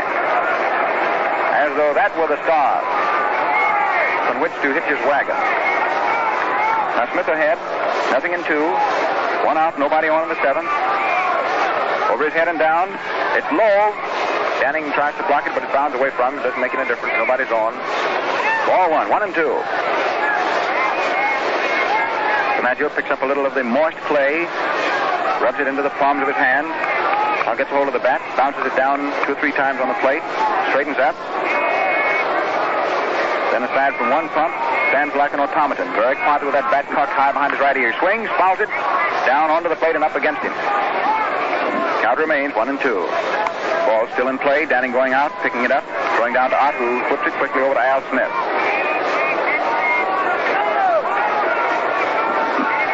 Don Brennan is throwing in the Giant bullpen. Nobody working in the Yankee one. Smith pitching. Strike 3, swinging a low curve ball on the outside, and DiMaggio is whipped. That's the first strikeout for Al Smith, and it's the 6th Yankee to be fanned this afternoon. All told, there have been 12 strikeouts so far in this 5th World Series ball game of 1937, in which the Yankees are leading 4-2. Here is Lou Gehrig, who hammered a double his last time up in that Yankee 5th when they went ahead. Gehrig, getting left-handed, takes a strike. I believe that's the fastest ball that Smith has thrown. He whipped it down on the inside, just under the waistline. The outfield sharper toward right and deep. Big powerhouse hitter waiting. Takes outside. That one didn't stay on. 1-1. Combs behind first. Fletcher behind third. Both talking it up, yelling encouragement to Gehrig, who stands there quietly, almost stolidly. He's ready. Swings. There's a line drive deep out of the right. Ripple coming in. Can't get it. Trips. The ball bounds over his head. Goes back against the wall. Gehrig is around first. There he goes for second. Into the bullpen. Goes Label. Picks it up. Gehrig is coming toward third. Whitehead goes out and takes the throw in. And Gehrig holds up at third base with a triple. It has to be scored as a triple. Gehrig hit a tremendously fast-traveling low-line drive straight out into right field. Ripple came running in and then saw he could not possibly catch it, and so he tried to check himself to take it easily on the first bound without having to play the ball trapped. But, as you know, the Polo Grounds is very, very wet after an all-night and a partially morning rain. And when Ripple tried to put the brakes on, well, the spikes weren't long enough. His feet went out from under him. He fell flat up on his back, and Gehrig's ball bounced squarely over him. Went up against the wall, down into the Giant bullpen, and it was up to Lieber to retrieve it. A triple for Gehrig here in the 7th with 2 out. And now the batter is Bill Dickey, hitting left-handed. Bill tries to push a bunt, and it goes foul down toward third base. So Gomez's fair bunt of the 6th inning, even if it did not accomplish its desired result, becomes more and more momentous. Lou Gehrig with a sharp triple leading down off third. Dickey up there, 1 strike against him. That's the first hit off Al Smith, and it's the 7th hit for the Yankees this afternoon. The Giants have 8 blows. Dickey waiting, hasn't hit today. Swings, there's a high fly ball, belted deep in the center. Lieber is back waiting, and he has it. That's all for the threat of the top of the 7th. No runs. 1 hit. And it's still 4-2 the Yankees, with the Giants coming in for what they hope will be their half of the lucky 7th. And here's more than half of the mic, Warren Brown. Thank you, Red. Well, it doesn't seem as though we can have a single half inning in this ball game without getting some manner of a thrill. That was one of the high points of the game, certainly, that ball that Gehrig lined out there into right field. And the Giants, after all sorts of difficulties out there, really did do some remarkable work in holding that to 3 bases. Perhaps Gehrig might have kept on coming and given us a little more excitement down here in front of us at the home plate. But Hank Lieber got over there in the bullpen after Jimmy Ripple was taken out of the play by falling down. The excitement contingent upon the racing of Lieber into the bullpen and the racing of Gehrig around the bases, with the possibility at first of a home run inside of the grounds, certainly had everybody up and yelling around here. The pitching of Smith has been really effective. He's been in there for 2 innings now, and outside of that ball which Gehrig landed on him, he hasn't been hit hard at all. That was the only base hit, and most of the others that batted against him failed to hit solidly. We're having a pinch hitter now for the Giants as they come to bat in their half, and I'll turn the microphone back to Red Barber. Batting instead of Al Smith, the relief pitcher who took Melton's place is Gus Mancuso, who has a broken right little finger, but he's hitting nevertheless. He takes high outside, and it's ball 1, the swarthy little Giant captain, Mancuso, who split the first bone in his right little finger. Gus takes a strike. Gomez coming right in there with it. 1-1. Gus batting right-handed. Mancuso sets, goes down in a crouch, takes outside. Fastball that did not break down and in. 2-1. First Giant up from the last of the 7th. The outfield is straight away on Mancuso. The infield playing straight away also. Roth is perhaps just a little wide at third, but he seems to play third a little wider than most third basemen anyhow. Gomez comes down with that left arm. Outside and high for ball 3.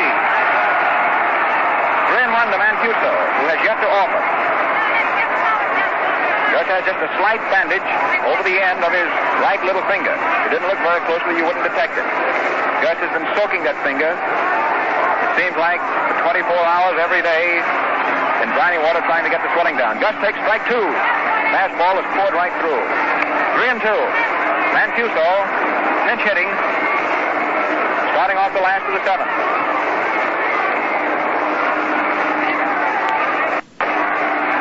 The pitch, 3-2, is swung on. It's a high fly ball into right center. Selkirk under it and has it. Pinch hitter Mancuso is out. Now it's 1 away. Starting the Giants half of the 7th, the last of the 7th. The ball game stands at 4-2 in favor of the American Leaguers. At the top of the order, Joe Moore, who has 8 hits in this series out of 21 trips. He has the most hits of any ball player on either side of the fence. Batting left-handed, takes inside, one that caused him to lean back but did not break down over the plate. Ball 1. Moore has 2 singles out of 3 tries today. Chokes his stick somewhat, swings and misses. Going for one in there on the fingers. 1-1.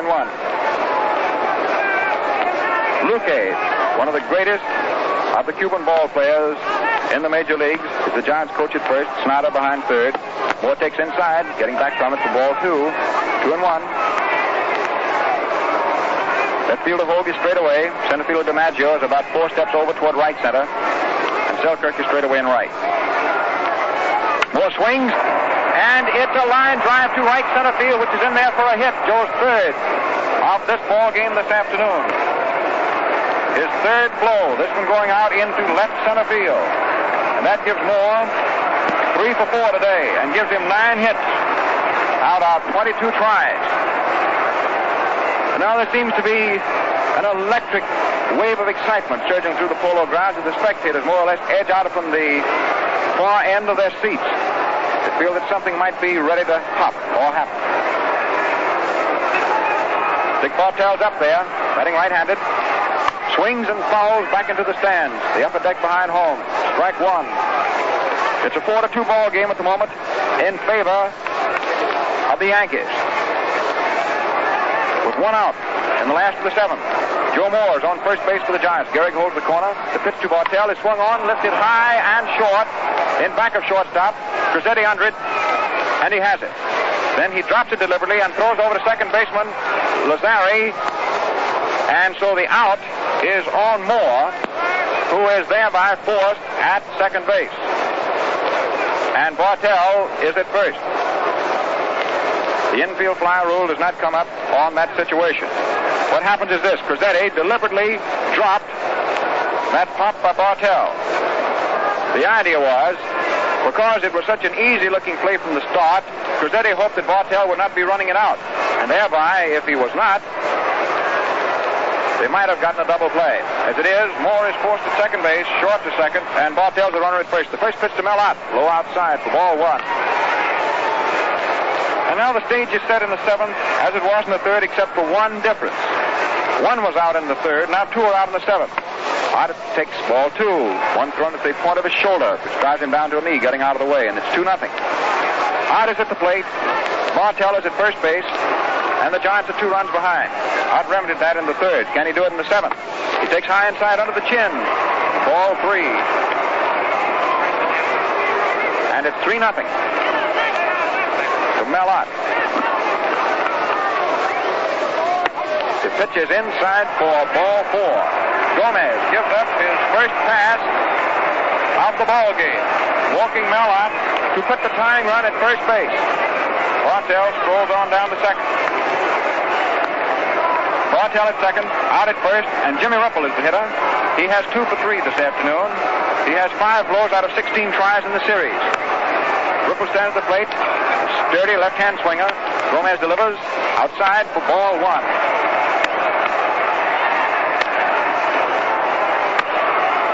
McCarthy has 2 of his right-handers warming up in his bullpen now for the Yankees. Gomez delivers.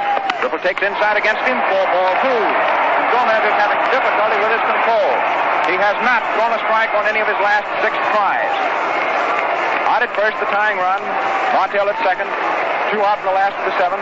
The pitch now, 2-0, is taken for ball 3 up against Ripple. And it's 3-0 to Jimmy Ripple. One more pitch that will be wide, and the bases will be filled. The tying run pushed down to second. However, there will be a deliberation before this 4th pitch to Ripple. Lou Gehrig, the captain, comes walking down and talks to catcher Bill Dickey. Brainy second baseman Lazzeri comes over to the mound along with third baseman Red Rolfe to talk to pitcher Gomez. Now Gehrig goes down toward first. Gomez steps back on the pitcher's plate. Lazzeri goes walking back to second. Rossetti takes his depth at short. Rolfe his position off third. It's 3-0 to Ripple. The pitch. Strike one call. Right in there. Gomez had no choice but to try and throw a straight one, straight as a string, true as a die. That it was. Outfield toward right, 3-1. Will Ripple hit this one? Let's see. He takes it. It's called strike 2. 3-2. Gomez takes a look out to the bullpen, as if to say, well, I'm glad to know you guys are out there, but I hope I don't need you. Now the pitch as the runner's break is swung on. It's down to Lazzeri, who's up with it over to first. That's all for Ripple. And so ends the threat in the last of the 7th inning. And the ball game stands at the end of 7 hectic, bitter rounds. 4 for the American League Yankees and 2 for the National League Giants. We pause for station identification. WMAQ, Chicago.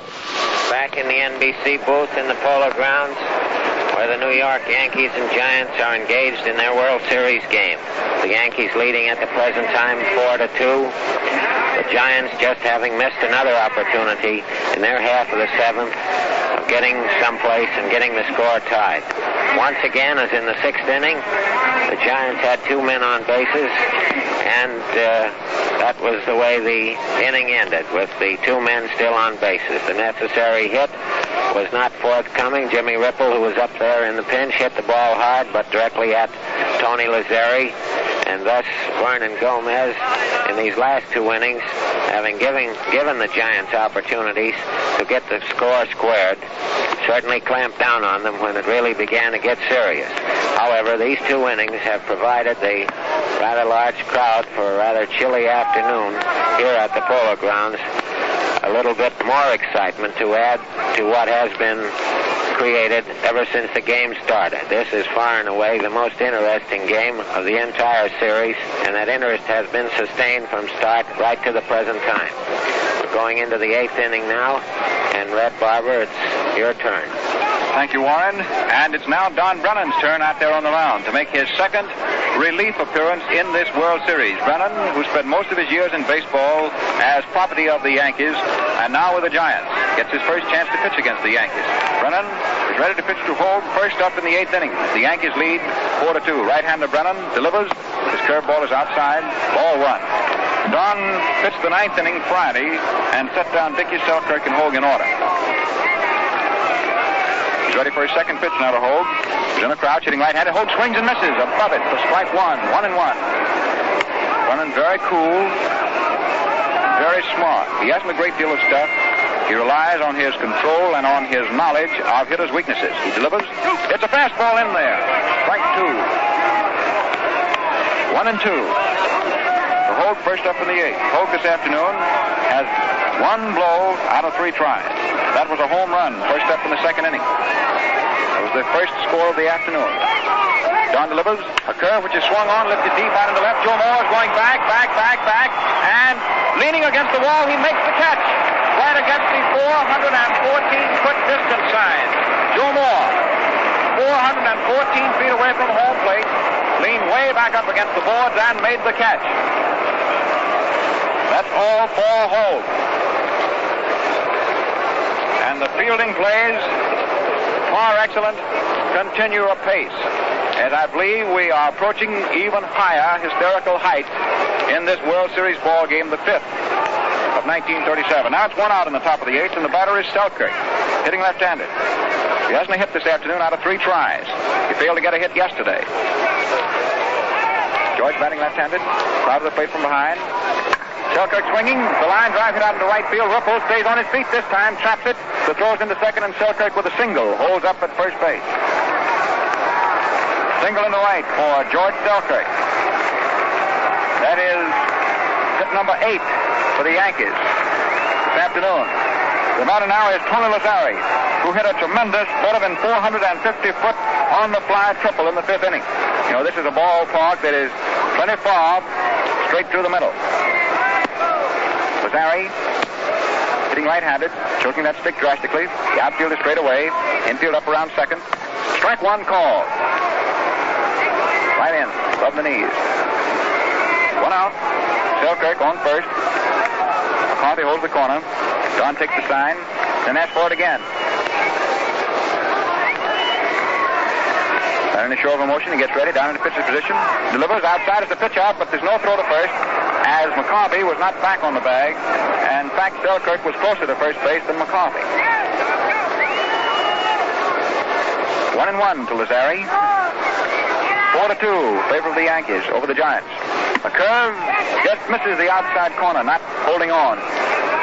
Lazzeri goes ahead on the count, 2-1. Merlot is playing back fairly deep at third and a little bit over to the line.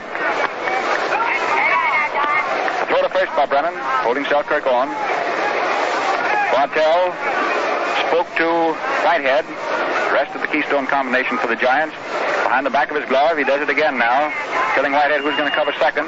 Should Selkirk come down. A high fly ball into short left field. Joe Moore is on his mule, coming in fast, but it's shortstop Bartell back for the catch.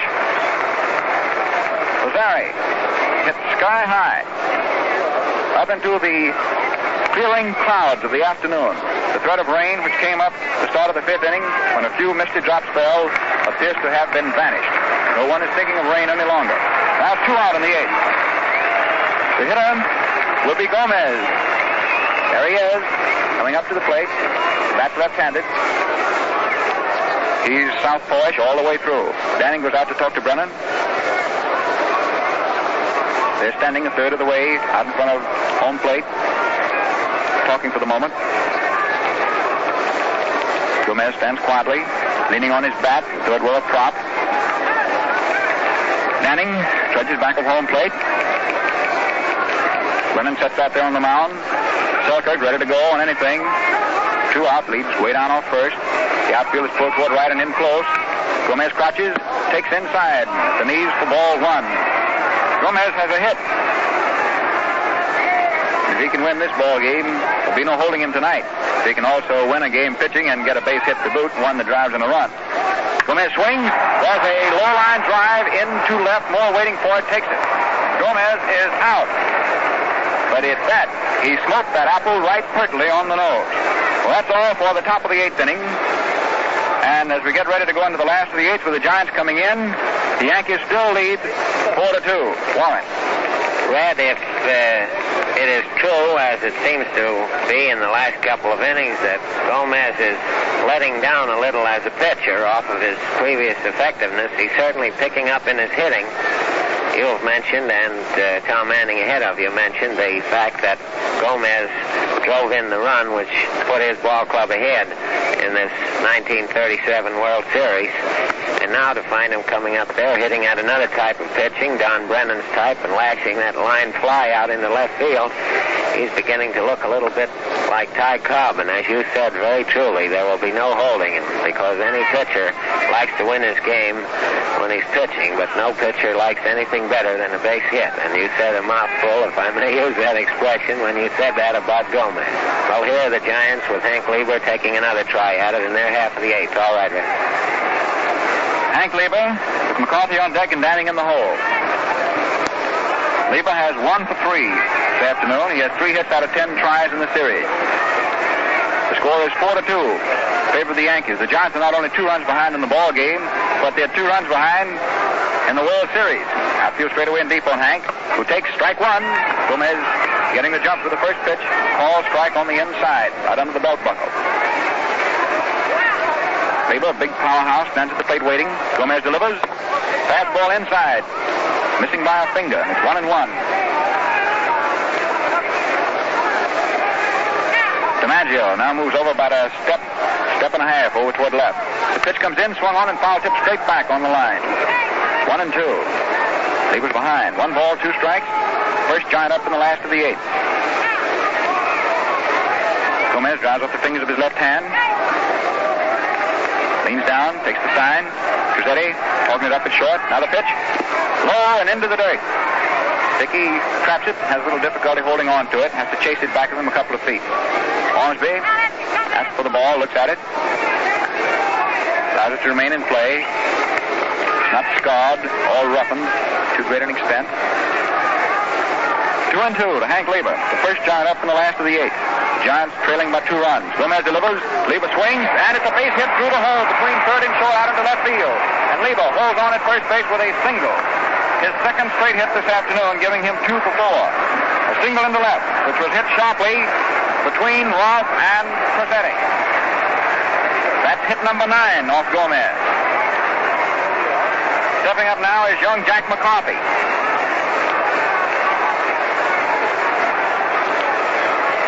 Slender left-hand hitter. He's finishing out his first year in the big show. He was a rookie with the Giants in the pennant race.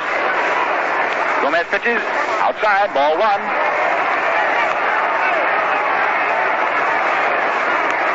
Johnny Murphy going out in the bullpen now for the Yankees. Gomez pitches, swung on and missed. Swinging strike under the shoulders. 1-1 to McCarthy. Danning's on deck, swinging a couple of war clubs. Make one feel lighter. The pitch is under the chin for ball 2. McCarthy had to bend backwards like a reverse jackknife to keep from getting a closer shave than he would like. That is, in a ball game. Gomez looks at first, now delivers. McCarthy swings. It's a long fly ball deep out of the right. Shelkirk is back. Torres and takes it. And Lieber a third of the way down towards second. Cuts back on to first base as the throw-in comes to second baseman Lazzeri. That's all for McCarthy. 1 away in the last of the 8th. The batter now is Danning. Harry had 3 for 4 yesterday. So far he's 0 for 3 today, and twice Gomez has struck him out. The other time he got him out, he made him foul up to catch a Bill Dickey. Danning up. Outfield straight away. Lieber leading off first. Danning swinging. Foul tips it straight back into the netting. Strike 1. Dickey takes a new ball, rifles it right back out to Gomez. The very live, loose-jointed left-hander. Gets the sign. Licks his fingers. Now set, facing first, and time is called. Gomez starts to pitch and then has to hold up. Danning walking back out of the box.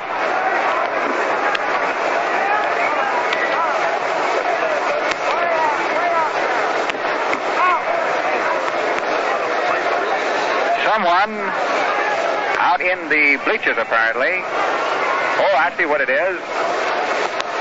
A salesman for something, one of the park salesmen for the concession, in a white suit, was walking up the steps in the bleachers, right on a line with Danning's eye on the pitcher. So time had to be called until the usher got out of the way. Now the pitch is high and outside. 1-1 to Danning. A batter focusing his eye on the pitcher, trying to watch the ball in the pitcher's hand. If something white distracts him out in the bleachers, it can be serious. There is a line drive right to Gehrig, who steps on first base, helping Lieber off.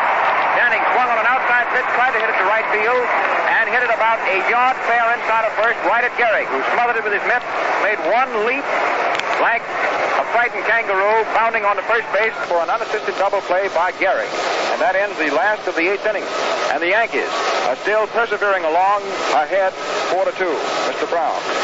And Red, that also ends another trying inning for the New York Giants. For the 3rd time in a row now, they looked as though they were getting ready to start something, but nothing has happened. That last one was really a tough break because Danning, who had a chance to drive in a run 2 innings ago and didn't, really started out that time as though he was going to do some damage. That line drive he hit was well hit, but unfortunately for the Giants' cause, directly at Gehrig, who was very close to first base and had no trouble making a double play.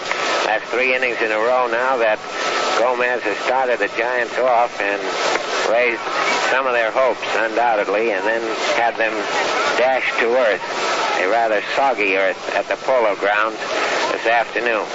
Now the Yankees are coming to bat for the first half of the ninth inning, and what may possibly be for their last time in the 1937 World Series. Certainly it will be, unless when the Giants get around to it, they get some runs. All right, then.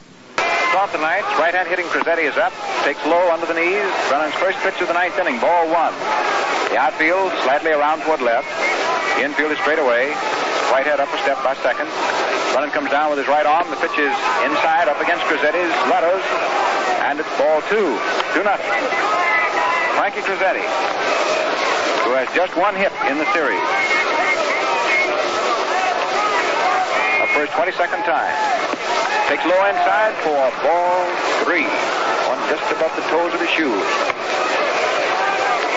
Two balls put in play.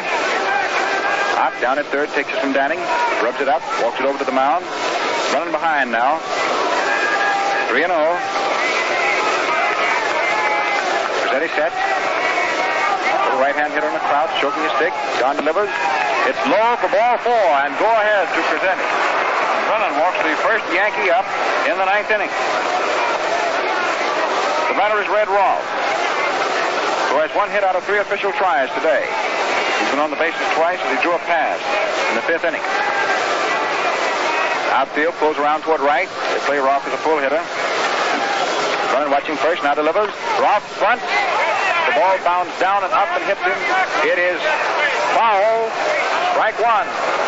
The Giants come in, starting to say there the basis of the Giant argument is that the ball, when it bounded up and hit Rolfe, was in fair territory, and therefore the batter should be automatically out. However, umpire Ormsby rules that the attempted bunt was foul all the way, and it hit Rolfe as a foul ball, and therefore is just foul ball, strike one. Now it's nothing in one. Standing, walking out toward the mound. Brennan, after taking the ball from him on a short toss, was trudging back up to that summit of red clay that is Pitcher's Hill here in the Polo Grounds.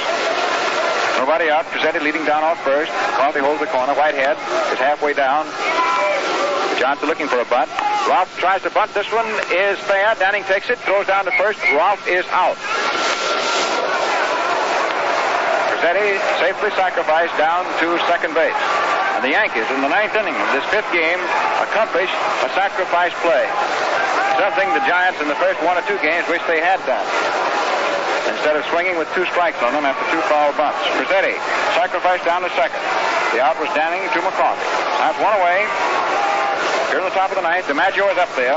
Brennan all set to pitch to him. John delivers inside. Curve, which started at the shoulder, broke down toward the plate but didn't break enough. Ball one.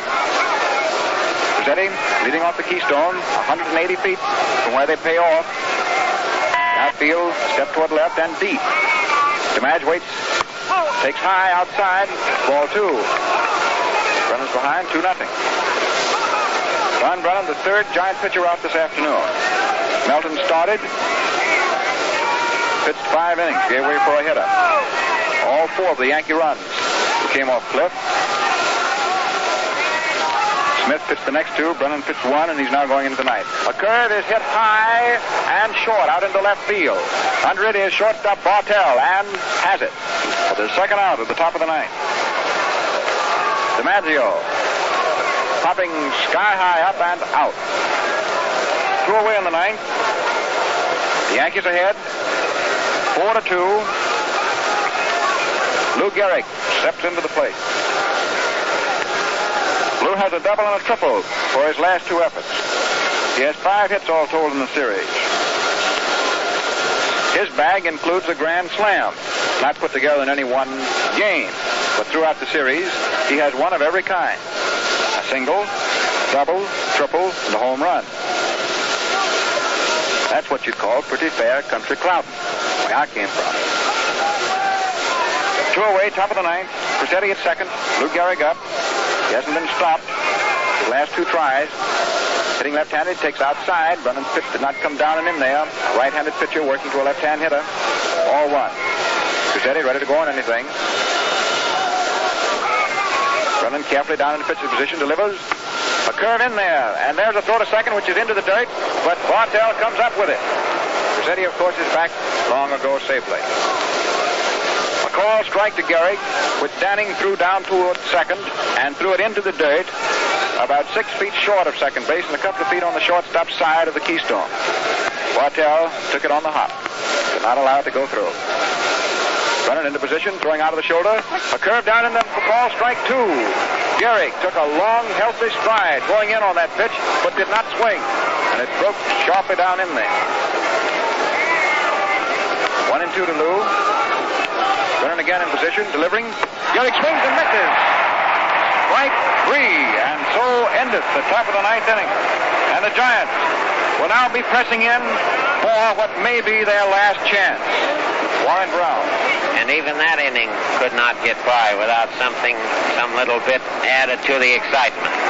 The potential run on second base, and DiMaggio, Gehrig, and Dickey supposedly coming up next. That was a trying moment for Don Brennan.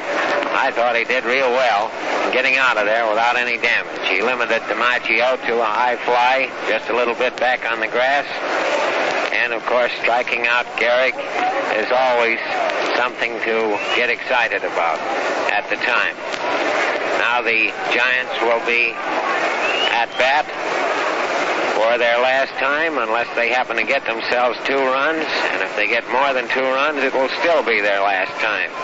Since it is the last half of the 9th inning, the home club's half, and I imagine that the official attendance of 38,216 would sort of like to see the game get tied up and go on. After all, it's getting to be a much better day now than when it started. And everyone present, with the exception of the Yankee folks, of course, are pulling for a tie score. Here they go, Red. Burgess Whitehead is first up. Gomez pitches. Strike 1 called. The first pitch of the last of the 9th. And with what feelings? Last of the 9th is approached by both clubs. The pitch swung on and fouled back. Strike 2. 0-2 to Whitehead. This afternoon, Whitehead has 1 for 3, a double. He has 4 hits out of 15 tries in the series. The outfield is playing in, notably in center and right, and is pulled toward right. Left side of the infield is up a step. The right side is usual depth. Whitehead in the crowd swinging. It's a clouding fly out into center. DiMaggio lopes back and pulls it down for the out. And the Giants, 2 runs behind, have but 2 outs left to them in the ball game and in the series. 1 away on the last of the 9th inning. And Wally Berger is coming up to bat for Don Brennan. Wally Berger, big right-handed hitter. Wally Berger up there, takes high outside. Ball 1. This is the 3rd time in the series Berger has come up as a pinch hitter. He has not delivered. The pitch is high outside for ball 2. Berger is ahead. Berger, who when he connects has terrific driving power. With these stands yawning dangerously close down along each foul line, Berger sets. Gomez left-handed in. Berger swings, breaks his bat, hits it into the dirt in front of Lazzeri, who's up with it to throw to first. Berger is out. Now that's what you call insult to injury. Breaking your bat and then going out at the same time. And now but 1 out remains to the National League cause. The Giants being their standard bearers in this 1937 Classic. And now Bill Terry, the manager of the Giants, and injured catcher and captain Gus Mancuso have come out. Berger has come back to join them, and they are putting on an argument with umpire Ormsby. The argument, no doubt, being whether there was interference on Berger's swing that time with his bat. That's the second time that argument about interference by the catcher with the batter's bat has come up this afternoon. And for the first time in the series, we have a conference of the 4 wearers of the Blue Surge. Umpire Ormsby calls his 3 compatriots, his fellow American League umpire Basel and the National League arbiters Barr and Stewart, for a confab. And they talk it over, and they agree there was not interference. The 4 umpires decided that. And Terry takes off his cap, and in mock deference to the umpires, bows scrapingly low, and you can see his lips work as he says, "I thank you." Now the umpires go back to the stands between the Yankees and the championship of the world in 1937. But one out is left to the Giant cause. More swings, a slow roller down toward first. Gehrig picks it up. The throw is over to Gomez, who covers. That's the final out. Gomez makes the final put out himself. Gehrig to the pitcher. Moore is out, and the hilariously happy Yankees are making a mad dash for their clubhouse with the Giants coming back. And the Yankees are now champions of the world, and now the National Broadcasting Company takes you to Tom Manning in the Yankee clubhouse. All right, ladies and gentlemen, and here's the boy that hit the longest ball of the series, Joe DiMaggio. Thanks, Tom. Joe. Thanks, Tom. It was a great thrill to win this game. I mean, that home run was great, too. Hey, Lou. I never hit a ball out of my life. The Giants played a good game, and we did, too. I mean, as far as everyone was concerned, it was a great game. Thanks. Thank you, Joe. And where's that Gehrig guy? Georgie Selkirk, come here. Yeah. Here you are, George. What do you want me to say now? How do you feel, boy? Oh, just fine. That's Georgie Selkirk, and here's the guy that pitched the 2 winning ball games. Come on over here, Lefty. Lefty Gomez. I'm really thrilled to death, and I want to say to my folks out in California, I'll be home real soon. Thank you very much, Tom. What are you pumping about? I'm happy and just run in from the field. Come on, give us a gag. It wouldn't be Lefty Gomez without some kind of a gag. Come here, Bill. The battery. Well, how'd you like that hit I got today, Tom? I think that was a pipper. Listen, what you have out there? Everything? Nothing. I was very lucky. All right, and here's his catcher, Bill Dickey, one of the greatest catchers that ever lived. Hello, Bill. Give Gomez all the credit, boy. He deserves this last ball game and that first one, too. He pitched great ball all during the series. He's a great pitcher. What do you have out there today, Bill? Plenty. Had a lot of everything. Bill, you were hitting that old ball pretty hard, but you were hitting it too far and too high, kid. Yeah, well, you got to be lucky. What are you going to do this winter? Well, I'm going down to Florida on a vacation right now. What are you going to do with that dough? Oh. Lefty, what are you going to do with that dough? Lefty Gomez. Going to put it into an annuity for when I'm an old man. You're an old man. You're an old man now. What do you mean when you're an old man? All right, the photographers are pushing him out. Here's Joe McCarthy, ladies and gentlemen, the greatest manager that ever lived. One of the finest fellas to radio and newspaper men. And ladies and gentlemen, it's a real pleasure to present to you now Joe McCarthy, the manager of the world champion New York Yankees. Well, I'm very happy, but I really thought that the Giants would give us a little tougher battle. I really thought they'd at least win 2 of the... An hour winter, I just run through the field. What's the matter, Joe? I'm so tickled, I don't know. I couldn't say anything anyhow. Well, you better say hello to the folks over in Buffalo. Well, I want to say hello to all my good friends in Buffalo, and I'll soon be back with you. Thank you. Thank you, Joe, a lot. Come on over here. Art Fletcher, come here. Art Fletcher. Well, I want to first say hello to everybody in Collinsville, Illinois. I want to thank Henry Sherman for the wonderful telegram, and I say we're all enthused. There's a wonderful demonstration going on. I'm going to let somebody else talk. Pat Malone, come on over. Thanks a lot. That was a great series. In my room, he pitched a great game. I'm Gomez's room, and Hall, Weiland, and Mother and Joe was the greatest series I believe I ever saw. Pat, what are you going to do with that big fat check? Same as last year. Give it to my wife and baby. Hi, Al Tina. Tony, come on over. Lazzeri. Tony, come here. Tony.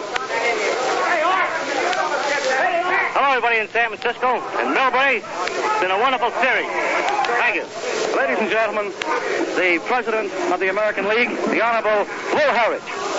Too much noise here, but I want to just say a great victory for the American League.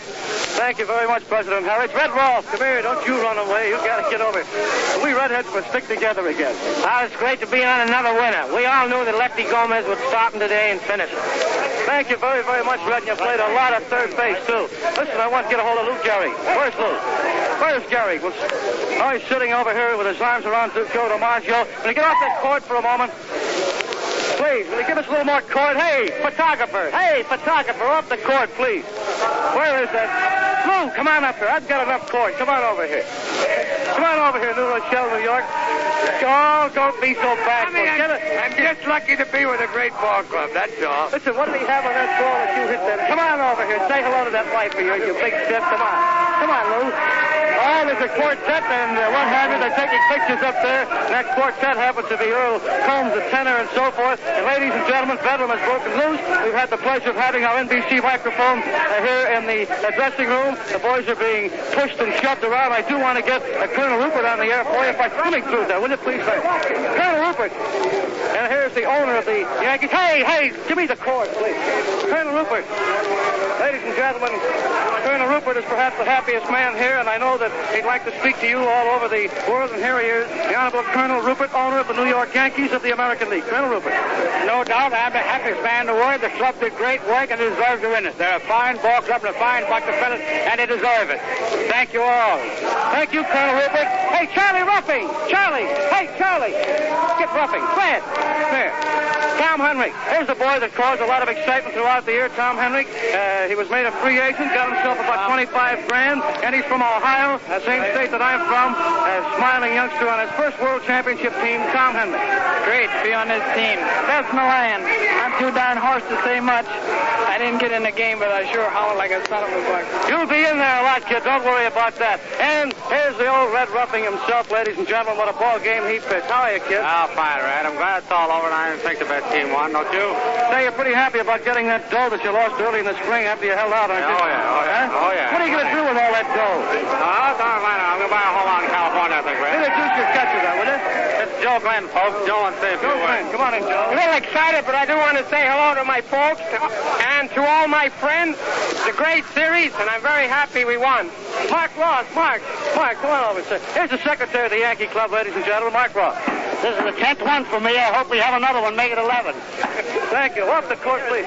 Wait a second. I got to get somebody. Wait a minute. Oh, no. Hey, here's the mascot. Holy smokes. What's your name? Nobody ever did something. Huh? Jimmy Sullivan. Jimmy Sullivan. Jimmy, how long have you been mascot for the Yankees? 2 years. Listen, you speak for the whole Yankee team now and get going. Come on.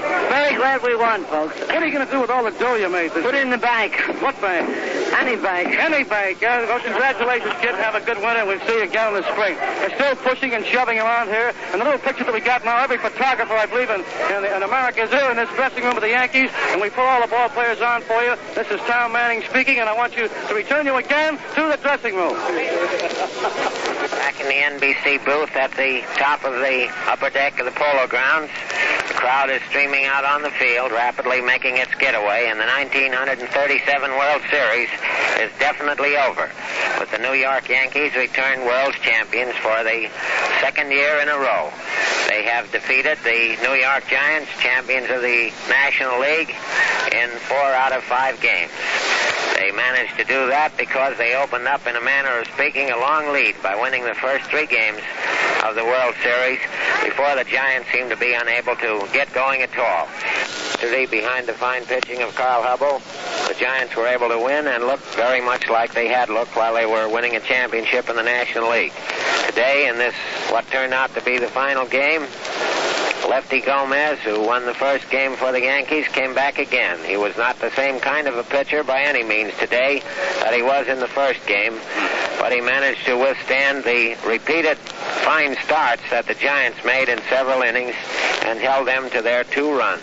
The Giants got 10 hits off of Gomez, but he kept them fairly well scattered. The main thing that Gomez did today was to show his ability to pitch his way out of trouble, and he was in trouble a good deal, especially in the latter part of the game. He was in most of his trouble, of course, in the 3rd inning when Mel Ott, the New York Giant third baseman, got the Giants' only home run of the series, scoring Dick Bartell ahead of him and tying the score.